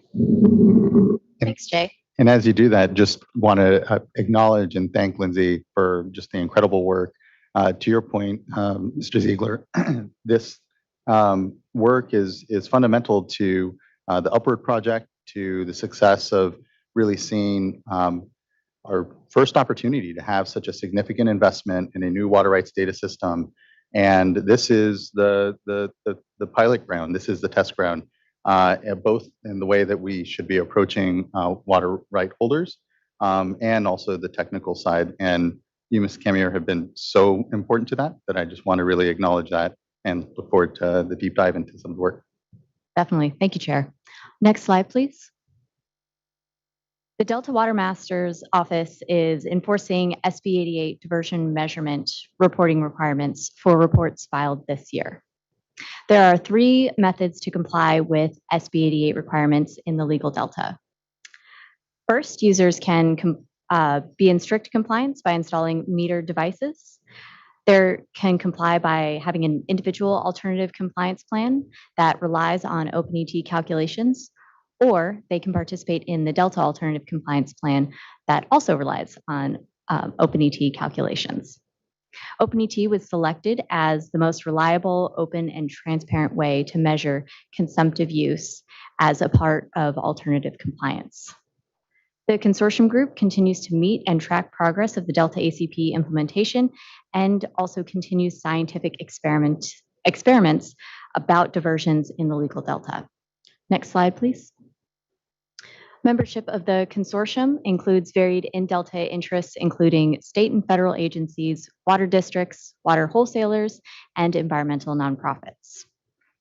The consortium has met quarterly for years, exhaustively testing devices, methods of data recording and retrieving, tracking costs, recording challenges, and brainstorming solutions. After years of testing, the group could not determine a way to strictly comply with SB 88 measurement requirements, and the Delta Water Master found that alternative compliance was needed for most diverters in the legal delta. The consortium decided to pursue alternative compliance using OpenET as the measurement method in fall of 2019. OpenET uses best available science to provide easily accessible satellite-based estimates of evapotranspiration, or ET, to improve water management across Western United States. The consortium continues to meet quarterly to evaluate OpenET and how it relates to direct diversion measurement, tailwater monitoring, net delta depletion, groundwater surface water interactions, and tidal influences. Next slide, please. A major accomplishment of the Delta ACP is having digitized POUs, or places of use, a first for California. These digitized POUs help us understand what water is being used where. This gives us confidence that human managed diversions are being accounted for because we can visually confirm that all places of use are being accounted for. Creating these POUs was a huge effort, and we will take lessons learned from this process to inform the data modernization currently underway in the Division of Water Rights. Next slide, please. The final filing date for statements in the legal delta was extended to June 15th. The timeline was extended due to the complexity of creating the POU shape files, the technical complexity of creating the Delta ACP website, and the recent unavailability of the Water Board's report management system website. We're pleased to report that as of last week, before the deadline, we had about half of statement holders in the legal delta reporting using the Delta ACP. Next slide, please. This is a visual representation of the table on the last slide. So this can be another way to kind of look at it and help you visualize what's going on. There are about 18% of diverters who have yet to file annual statements, again, as of last week, but have a shapefile with the Delta ACP. So we're expecting this year to have about 70% of reporters using this platform. This will help us as regulators have confidence in the numbers being reported, as well as helping us make informed decisions. Next slide, please. Overall, we're pleased with the participation of the Delta ACP in this inaugural year.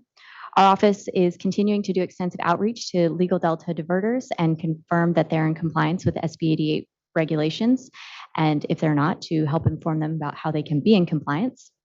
And we're also continuing to work closely with the consortium stakeholder group to continuously improve the Delta ACP and our scientific investigations. I will now pass it back to Jay. Thank you. So as I noted, this was not an overnight success. This has been years in the making, and I am indebted to my predecessor for bringing all parties to the table in a very active listening process in bringing both the technology and the levels of participation to rather extraordinary levels for a new data reporting platform. So I also want to acknowledge Forrest Melton and Will Carrera of NASA and CSU Monterey Bay and OpenET.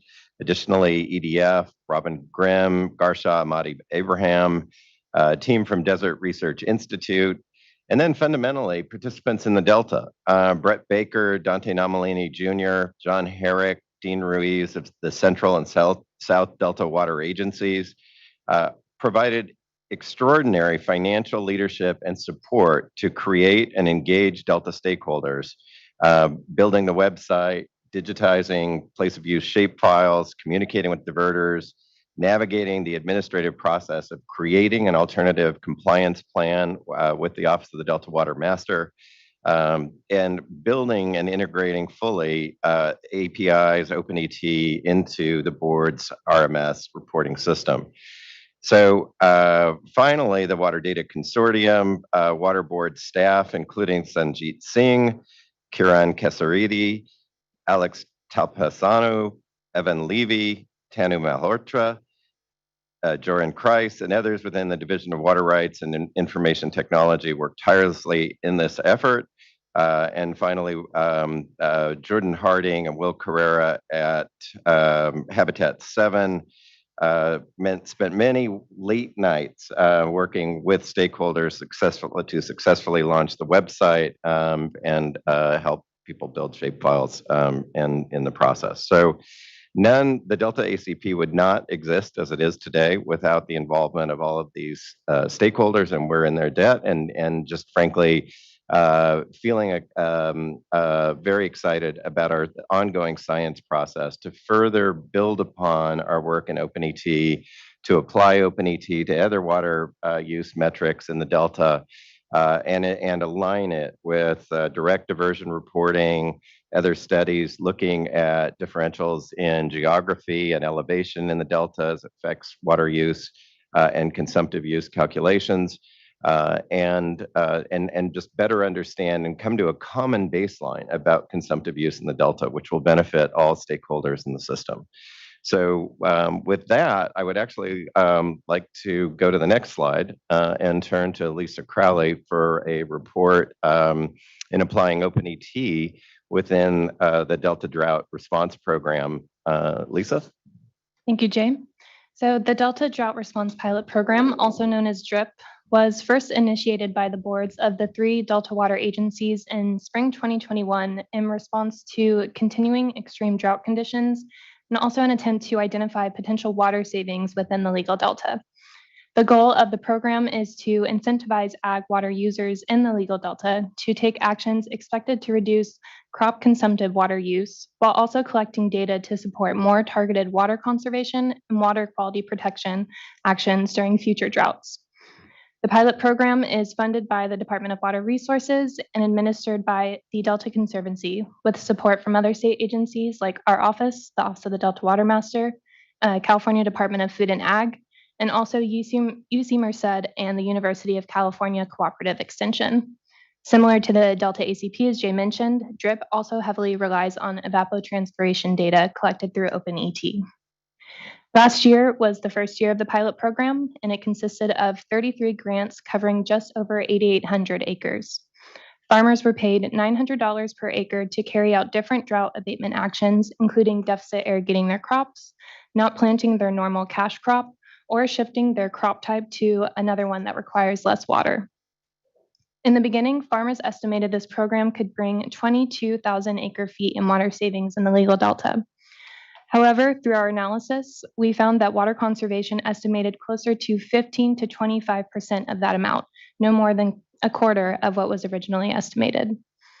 While our findings did show lower water savings than expected, this first year of the pilot did give us a better understanding of how water is consumed in the Delta and help understand its unique and dynamic system. It also gave us an opportunity to understand what worked and didn't work about the program to refine our approach before moving into the 2023 program. Next slide, please. In the 2023 program, efforts have been doubled down with 61 grants across over 16,000 acres, all performing similar drought-related actions as last year. This year's program also includes an opportunity for farmers meeting specific field conditions to flood some of their participating drip fields to mitigate potential drought impacts on fish and migratory birds, and 6,400 acres were contributed to these efforts. Another change in this year's program is the implementation of field level measurements collected through a contract with UC Davis. UC Davis is currently installing field monitoring equipment on 6 drip sites, which will give ET readings we can then use to compare and potentially improve the data calculated using OpenET. So with that, we're looking forward to another year of results, and we're also hopeful to gain insight into crop water consumption, going from last year's extremely dry year and moving into this year's extremely wet year. And with that, I'll go ahead and pass it back to Jay. Great. So as you can see, Mr. Chair, members of the board, we've really been dedicating our time and attention to advancing science engagement across multiple platforms in the Delta, across in a pretty active stakeholder engagement with all water users above, in, below the Delta. And our efforts really, again, are aimed at gaining a much more common understanding so that we're all speaking from or engaging around one data rather than multiple sets of data, which is too often happen in characterizing water disputes in and around the Delta. So very pleased and again, thankful for the efforts of my predecessor, Michael George, in advancing these science dialogues, and I think we are committed to moving these forward in this extraordinarily wet year.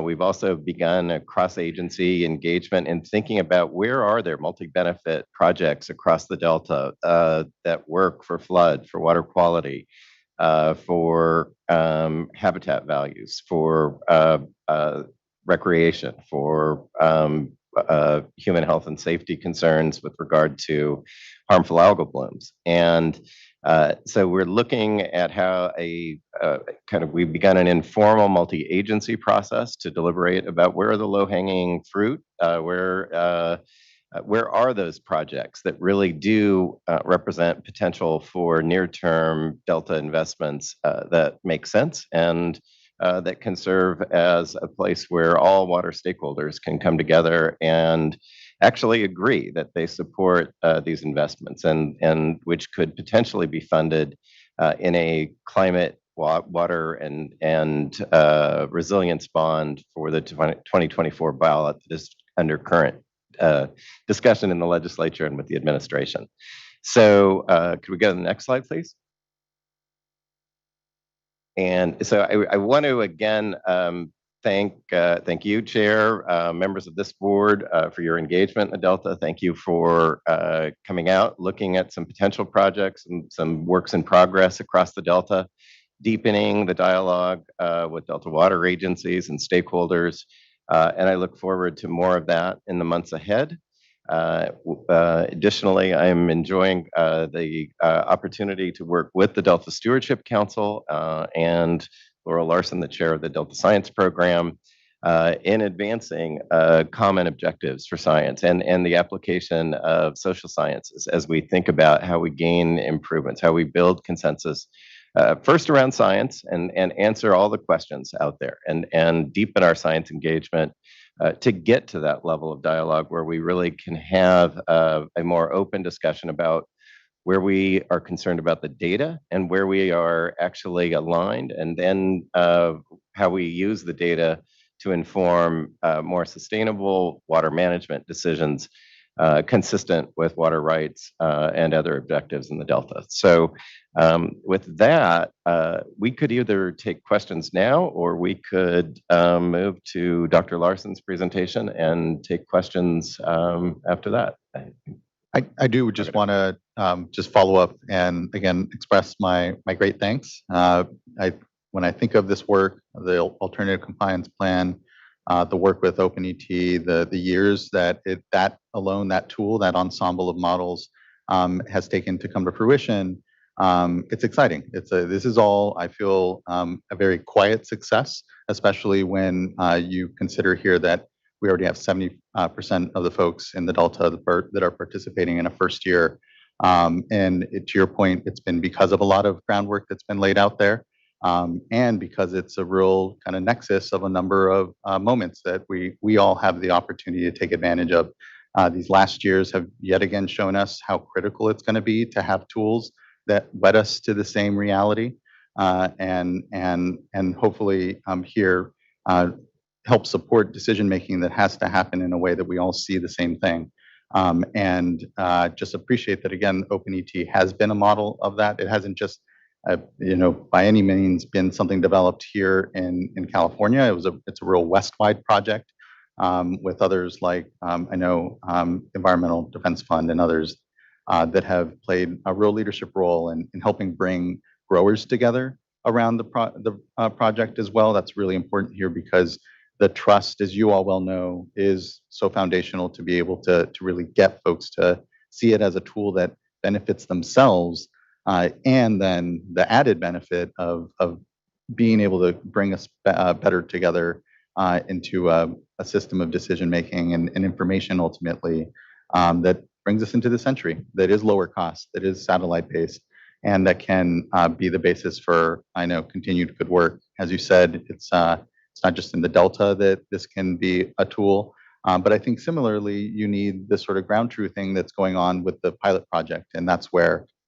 I just really appreciate the resources and the participation in that too, because hopefully folks see that as the ground truthing and the ability to say, yes, it works in my watershed. Yes, it works in my particular growing conditions, or it needs certain tweaking. And here already have the benefit of an ensemble of models though to make that work off of. So just thanks. I really do. I'm excited by it and for it. And so look forward to seeing it continue to grow under everyone's leadership here. So thank you.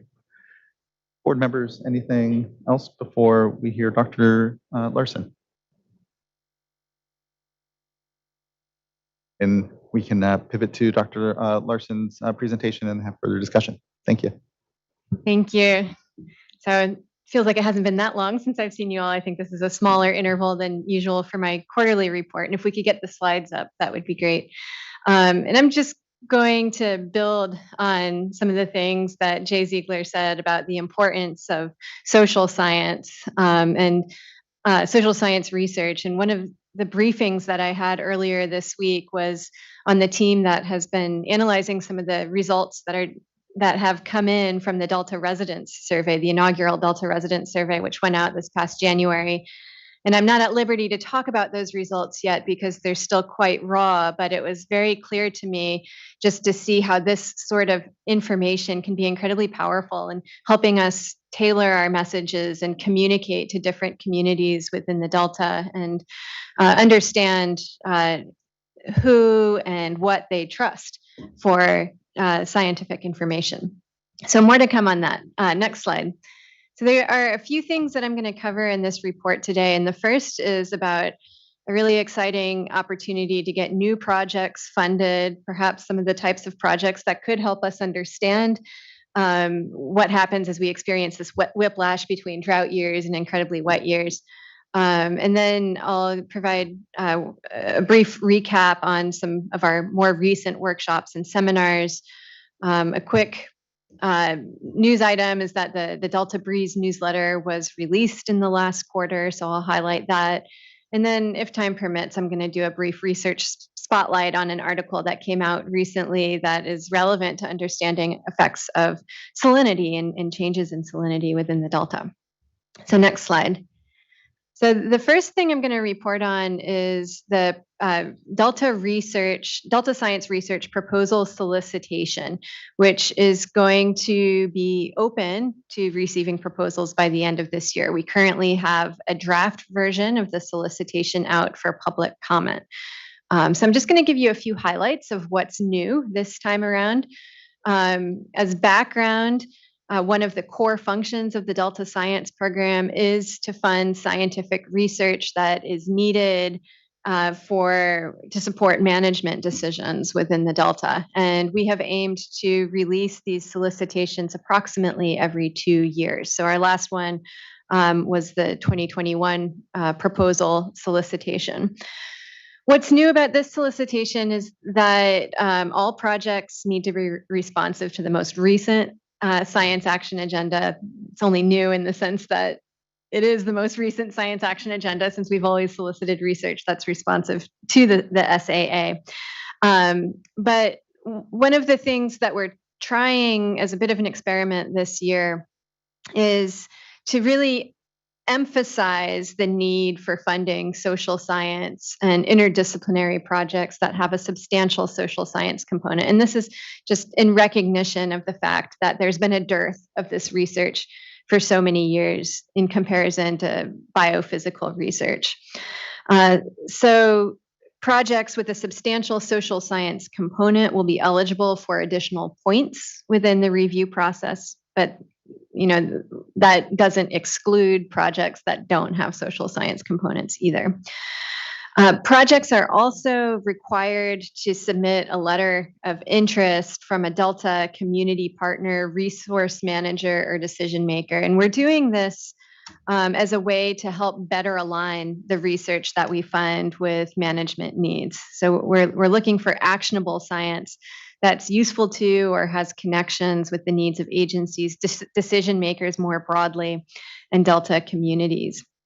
And this builds on the Council's recent efforts to make science more relevant to the needs of decision makers, such as the Science for Communities event that we held in 2022, where we tried to match up scientists with communities that had science needs. It's also aligned with the Delta Adapts initiative and our ongoing environmental justice work. So next slide. Here's just a brief timeline of what we're looking at for the Delta research solicitation. So the draft solicitation has been released. It's available on the Council's website. And if you are interested in submitting public comments on any aspects of that, please do so in the near future.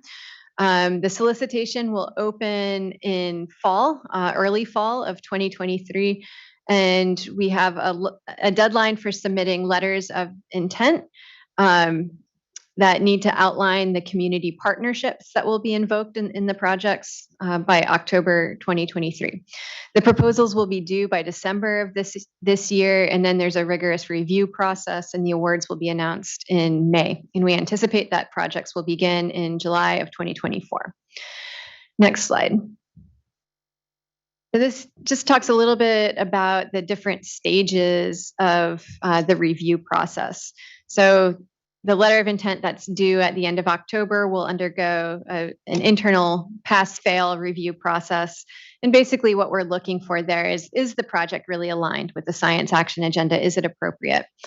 Then once the full proposals are submitted, there's an administrative review, which looks at whether the application requirements have been met. And then we send the proposals out for technical review by experts with expertise directly related to each project. And they're looking at a number of different questions, but as a whole, those questions can be summarized as, is the proposal scientifically sound? Review panels then take into account these individual reviews, and they read the proposals themselves and come up with a consensus-based assessment of how competitive the proposal is. And then the final step is selection, in which I, as the Delta lead scientist, make recommendations to the science program for funding. This is very much based on the outcome of the panel review, but also might take into account additional considerations such as the distribution of budget relative to what we have. We also want to balance the research topics and science action areas that we fund, and take a look at things like the diversity of institutions and career stages of the investigators.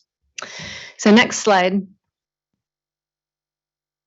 So in terms of who has helped to develop this solicitation, we've been going out and seeking a lot of different feedback from subject matter experts at the Council, particularly social scientists that we have on our team. We've sought feedback from the Science Action Agenda project team, from the team that's producing the Environmental Justice White Paper, our planning division, our legal division, and those who worked on the Science for Communities project. We actually just this week have been in the process of consulting tribes on the proposals and on accessibility to tribal communities. And we will also seek feedback from other Delta funding agencies who typically partner with us in administering these awards or making more funds available. And these include agencies like the U.S. Bureau of Reclamation, who's been a partner with us in the past, as well as the state water contractors. Next slide. So moving on to the next part of this report, I just wanted to report out briefly on some workshops and seminars that we've had recently. Last time I was here, I reported on our inaugural Decision Making Under Deep Uncertainty seminar in a series that is convened by the Independent Science Board, and they've been collaborating with the Delta Science Program on putting together this seminar series. And just as some background or as a reminder, this seminar series is loosely related to a review of decision making under deep uncertainty that the Independent Science Board is conducting, and they have a draft prospectus out right now. The most recent seminar in this series took place last week during the ISB meeting, and it featured Dr. Andrew Schwartz from, I actually don't think he's Dr. Andrew Schwartz from the Department of Water Resources, where he serves as the State Water Project Climate Action Advisor. And it also featured Robert Lempert, who is really seen as one of the grandfathers of decision making under deep uncertainty. And collectively, they talked about the type of tools that exist for making decisions under deep uncertainty, how we might weight equity considerations, for example, as one of the uncertainties that need to be considered. And then Andrew specifically talked about how some of these tools are being applied in California, particularly with respect to the new, I just lost the name of it, the new, what is it? The DCR, the water deliveries report that features an assessment of the current status of water deliveries, and then what water deliveries are likely to be 20 years into the future, which is a major resource for the state water contractors in their planning process. So that recording is now available. It will be available on the council's YouTube page soon. Right now, it's available through CalSpan as part of the ISB meeting, and I highly recommend viewing that seminar. Another recent seminar is a seminar that we partnered with the UC Davis Coastal and Marine Sciences Institute on, that featured research focused on the implications of rising temperatures for coastal, marine, and estuarine ecosystems. That took place on May 19th.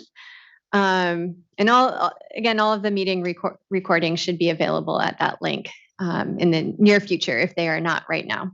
Next slide. And then finally, another signature event for us at the Delta Science Program is the Adaptive Management Forum, which was held on May 4th. And the Adaptive Management Forum has a purpose of promoting coordination and learning and fostering discussions about implementing adaptive management in the Delta. And this is responsive to the Delta Reform Act, which requires specifically that the Delta Science Plan be developed in a way that uses a science-based, transparent, and formal adaptive management strategy for ongoing ecosystem restoration and water management. And in addition, this forum is responsive to the 2016 Delta Independent Science Board Adaptive Management Review, which called for regularly convened adaptive management forums to assist in coordination efforts. Next slide. So this year's forum had a thematic focus on governance for adaptive management, with governance in this case referring to the structures such as governmental and non-governmental actors, organizations, and forums, the processes such as interactions between participants, decision-making processes, and the laws, policies, and rules for managing environmental and natural resources. Adaptive governance is about building capacity within a governance system for learning and change. And so some of the topics that were discussed at this forum were how to make governance of adaptive management more equitable and inclusive. This was a pervasive theme that cut through all of the talks and panels at that forum. It also dealt with questions like, who are we adapting for and why? How can environmental justice and tribal involvement improve? How can the current governance system change to enable more effective adaptive management? And then what barriers exist and how can we address them? Over 20 speakers participated in the forum from a variety of different backgrounds, including some very non-traditional ones. We had the poet laureate, the California poet laureate from Stockton, give one of the presentations, and it was extremely powerful. But the speakers had backgrounds from state and regional government, nonprofits, the environmental justice community, farmers, tribal representatives, and academics. Next slide. So this is a summary of some of the key themes and takeaways from the discussions and the presentations that we heard during the forum. So first of all, we heard, as I think you all have heard at the Water Board, that there's a need for earlier involvement of tribes and local environmental justice communities in adaptive management processes that really give them the potential to influence decisions or projects at their early stage before they are fully formed. And some tensions were definitely evident between the current structure and the needs of these EJ communities and tribes. Another theme is that building relationships and trust is really key. I'm preaching to the choir here, I'm fairly sure. The third bullet point is that adaptive management is constrained under the current governance system. It's not a surprising theme given that this is something that the 2016 Delta Independent Science Review of Adaptive Management identified as an issue. There was also discussion about reactive versus strategic adaptation planning. And this largely comes as a consequence to the fact that adaptive management is so constrained under the current governance structure. So we heard from speakers that they feel they're having to react to change and play catch up rather than being able to strategically plan for and adapt to the coming changing conditions. We also heard loud and clear a need for better funding and improved data collection and sharing, and then a need for coalition building and collaboration. So next slide. I think that's all I have. Oh, yeah. So with respect to the Adaptive Management Forum, there is a day 2 coming up on June 27th. And this day 2 of the forum is really designed to build on some of the discussions that took place in the first day of the forum. And it's going to feature a set of interactive activities and discussions to, in particular, continue the conversation around inclusive and equitable governance for adaptive management. This will be a hybrid event with the in-person component happening in the Natural Resources Building. I believe that, well, because it is happening next week, the registration has been released already and can be accessed through the Delta Stewardship Council's webpage. And part of this meeting will involve scoping the potential for a final project or a final product to come out of the 2 days of the meeting, such as a white paper with concrete recommendations for the next steps. So next slide. Then I promised I would just give a quick highlight to the April 2023 edition of the Delta Breeze. This is a newsletter that the Delta Science Program started releasing just 2 years ago as a way to communicate with people who've received science funding, as well as science funding managers, about some of the outcomes of our collective science funding processes within the Delta. And this edition of Delta Breeze is really exciting because it focuses on the social science components of the research that we fund. It really focuses on social science integration. So you can see a little table of contents on the right-hand side of that slide. I encourage you all to check it out. Next, I'm just going to conclude this report with a brief spotlight on a study that was released this year by Noble Hendricks and others that's quite relevant to a lot of discussions happening in the Collaborative Science and Adaptive Management Policy Group, as well as the Collaborative Science and Adaptive Management Technical Working Group. So this study was also partially funded by the Delta Stewardship Council. And before I get into the details, I want to give a quick shout out to Pooja Balaji, who is our Sea Grant State Policy Fellow, and she works with me each month to create visual abstracts of the research that I highlight for the Delta Stewardship Council. So as you all know, native fish species in the Delta, including the Delta smelt, are challenged by many stressors that include the loss of habitat, loss of flows, competition and predation by a large number of non-native species, diminished food supply, loss of turbidity, other water quality impacts, including changing salinity, and sometimes direct entrainment in Delta pumps. So often the science community has grappled with these changes by trying to understand how varying amounts of any one of these stressors impacts one or more life stages of native fish species. And these studies do contribute valuable information, but they often leave unanswered questions about how interactions between these stressors impact fish, or about which stressors are really driving the patterns of abundance or presence absence that we see at any given point in time. But there are a lot of challenges in studying the impacts of interacting stressors on fish. So namely, you need a lot of data that spans the full range of possible combinations of stressors. And as you multiply these stressors together, that really is a lot of permutations. And then even if you have that data, there are classic statistical big data challenges, such as different models producing the same good fit to observed patterns of fish abundance or presence absence.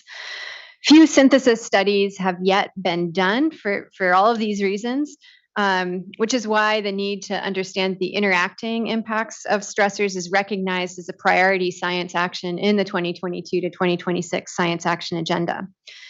So this is a challenge that was tackled by the research team led by Noble Hendricks of QEDA Consulting. And they took advantage of decades of data that were collected through the Interagency Ecological Program's Fall Midwater Trawls Survey. They used data here from 1980 to 2015, so many decades. And the objective was to understand how interacting stressors control the presence or absence of Delta smelt in different parts of the Delta. And they're focusing on the fall period specifically, which is really significant in the life history of Delta smelt. The fall is when smelt migrate to brackish water. It's called the low salinity zone. But they feed and grow within this area before they migrate back upstream in the winter to spawn. So low survival rates in the fall can serve as a bottleneck for the spawning population. In high flow years, that brackish zone, that low salinity zone, coincides with the Sassoon Marsh, which is thought to be excellent habitat for the Delta smelt. But in low flow years, that zone may move upstream and coincide with agricultural areas that don't provide such good habitat.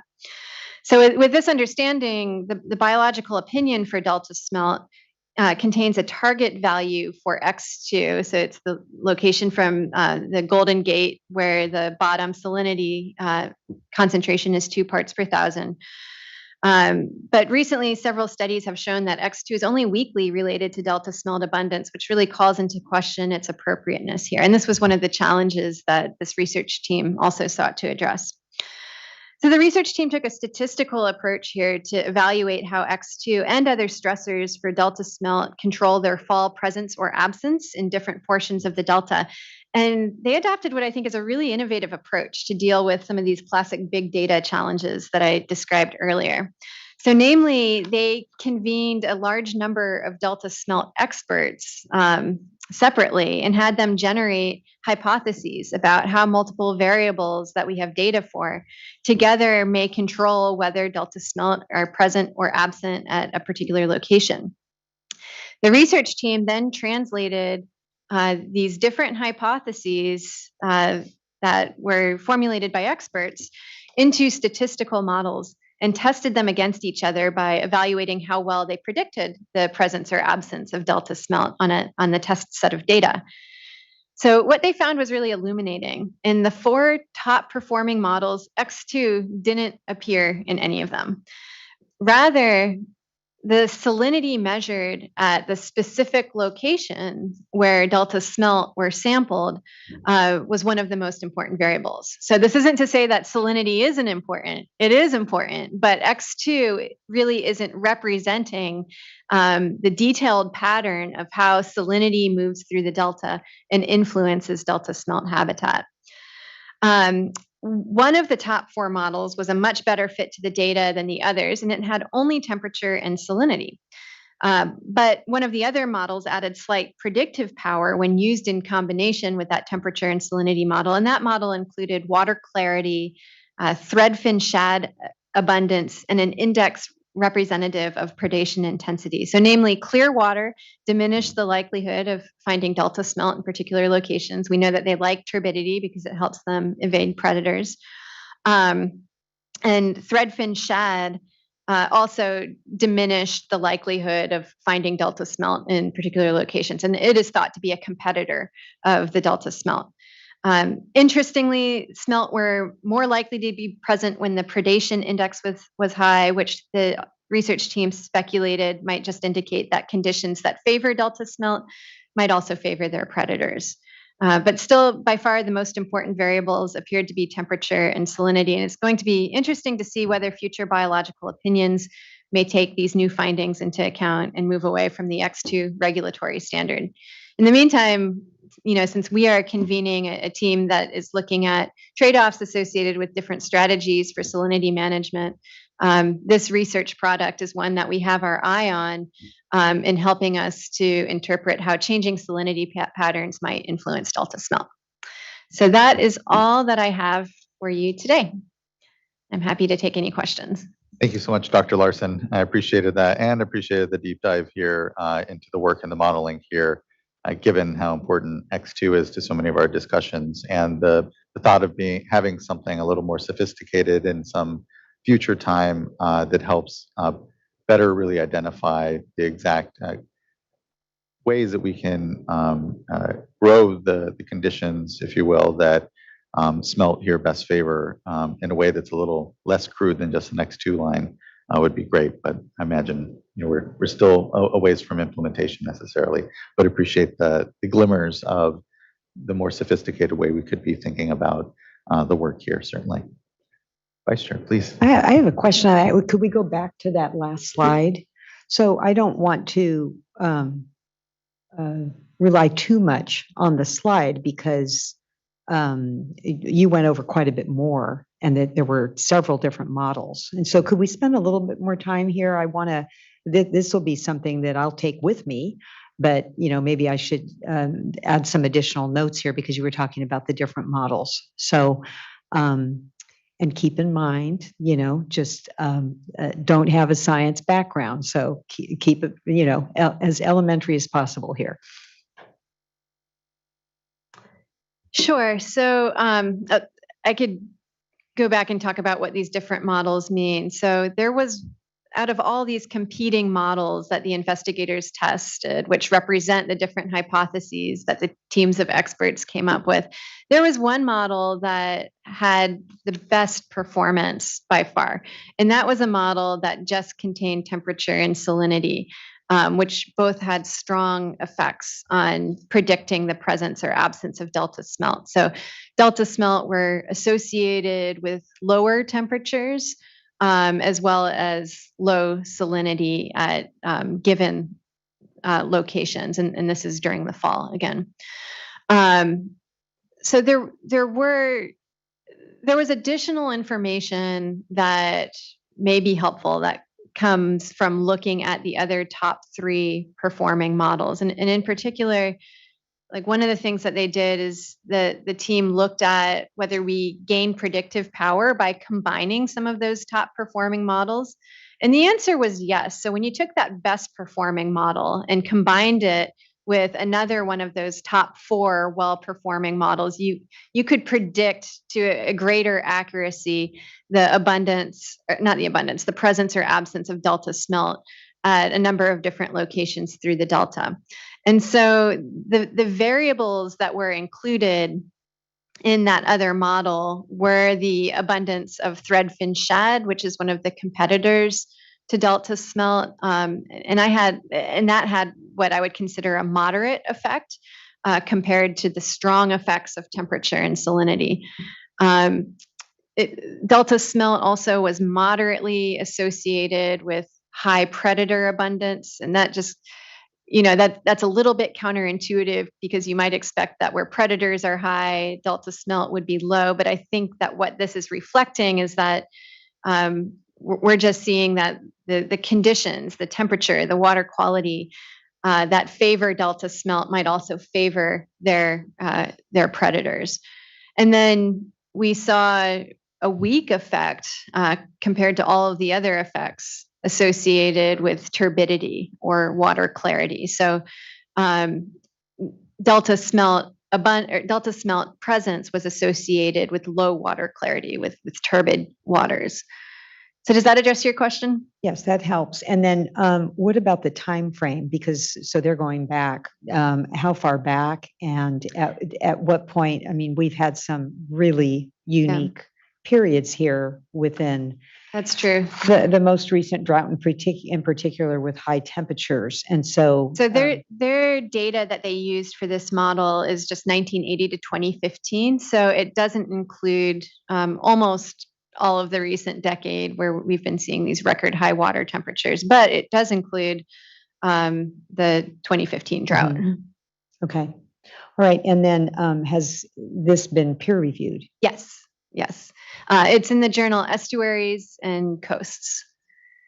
Thank you. And there are some, I don't know the month off the top of my head, but this paper was reported on at CSAMP, at the CSAMP policy group. So there, actually, those recordings I don't think are publicly available. Never mind, scratch that. Okay. Oh, I did have general questions for everyone. So I did have a question, Mr. Ziegler, about the drought project. Trying to pull it up here. I had that on my screen. Can I actually ask a question about the topic we were just talking about, just real quick? Yeah. For Dr. Larson, thank you for the presentation and particularly the update on that journal article. I do like your presentation on the science articles when we have the time, so I'm glad we had some time today. So just wondering on the models that you summarized there that were applied to delta smelt, are those same models, have they been used for other pelagic fish in the delta at all yet, or is that something maybe a coming attraction, or is this just specific to delta smelt? So this was just specific to delta smelt, and I think what's really unique about this model and what makes it specific to delta smelt is that it directly tests hypotheses, pre-existing hypotheses about what might control delta smelt abundance. I think what is relevant to other pelagic species is the approach that was taken to deal with some of these big data challenges, and the fact that if we're just like doing a statistical model without putting in our a priori understanding of how the system functions, then we could get some pretty wacky results, or it could be hard to distinguish between models that have different combinations of variables because they all produce pretty good fits. And so I think this is a really unique approach that we're seeing more and more in the application of big data studies and machine learning studies, even to environmental problems. It's a really unique way to combine expert knowledge with more standard statistical analyses. So I find it inspiring in that sense. Because a big question that keeps coming up is, well, how might we incorporate things like traditional knowledge or the knowledge of people that have worked in specific watersheds for decades and understand those watersheds very well? How might we incorporate that knowledge that we don't want to lose into big data studies? Great. Thank you so much. That's really helpful. You're welcome. Any thanks. Vice Chair. Okay, so going back to Delta Water Master's presentation on the Delta Drought Response Pilot Program. So looking at the first year compared to the second year, the 33 projects compared to 61, did most of the 33 projects continue in the second year? Lisa, you want to take that? So we actually don't have that number available yet, but one interesting thing to note was in the 2022 program, we did have, I believe, 31 unique grantees within the program. And then in the 2023 program, it was 33. So we're working with a very similar number of grantees enrolled. They just have more acres that we were able to include into the program based off of doing a reverse bid auction process for when we bid out and selected the grantees versus last year just doing $900 per acre for anyone enrolled in the program. Great.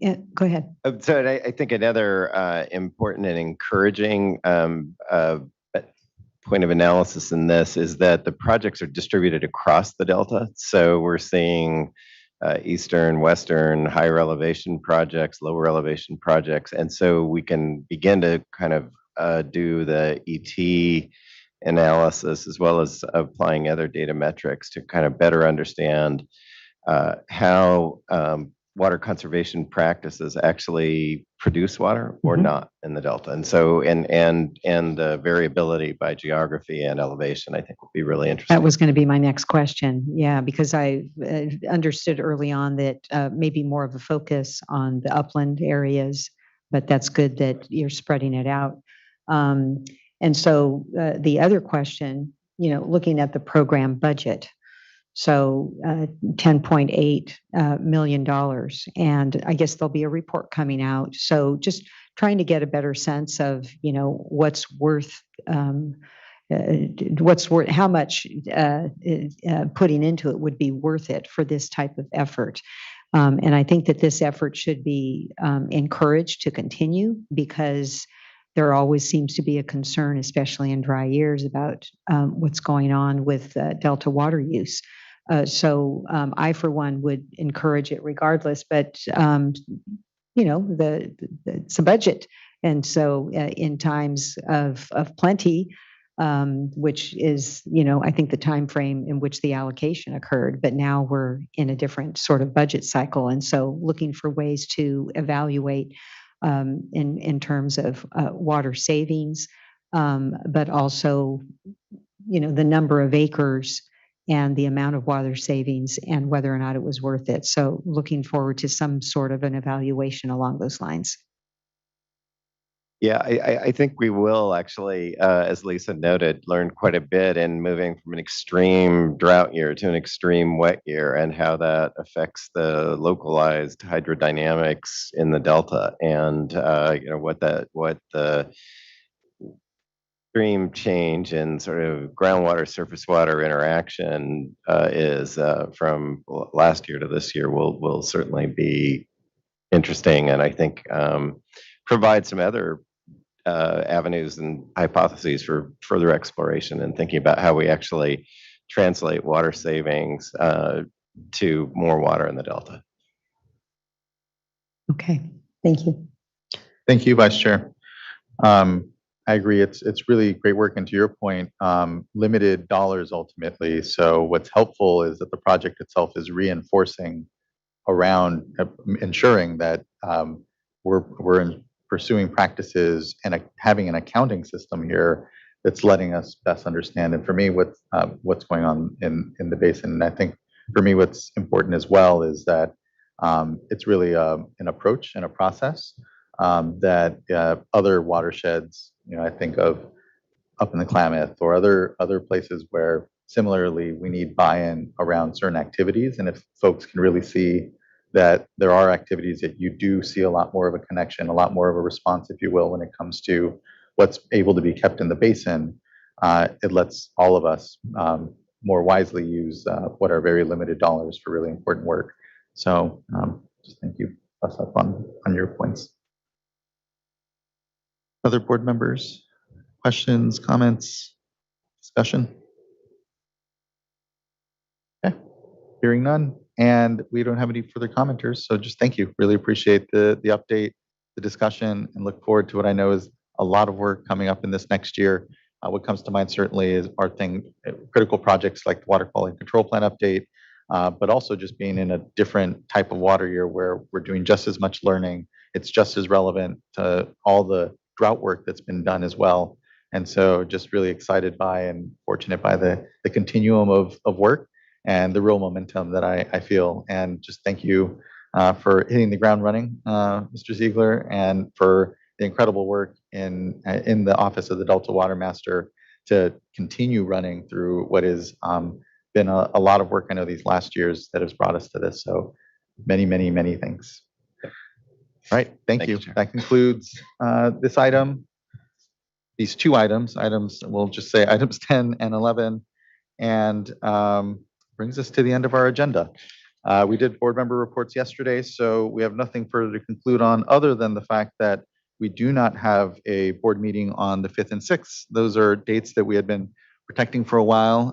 The day after 4th of July is, and given how much everyone's been working, we tried our best to keep that clear. So we will not be convening on those dates, but we will be back here July 18th and 19th. And so until then, everyone be well. Thank you for the great meeting and look forward to the next great one in a few weeks. Take care. Thank you. This meeting is now adjourned.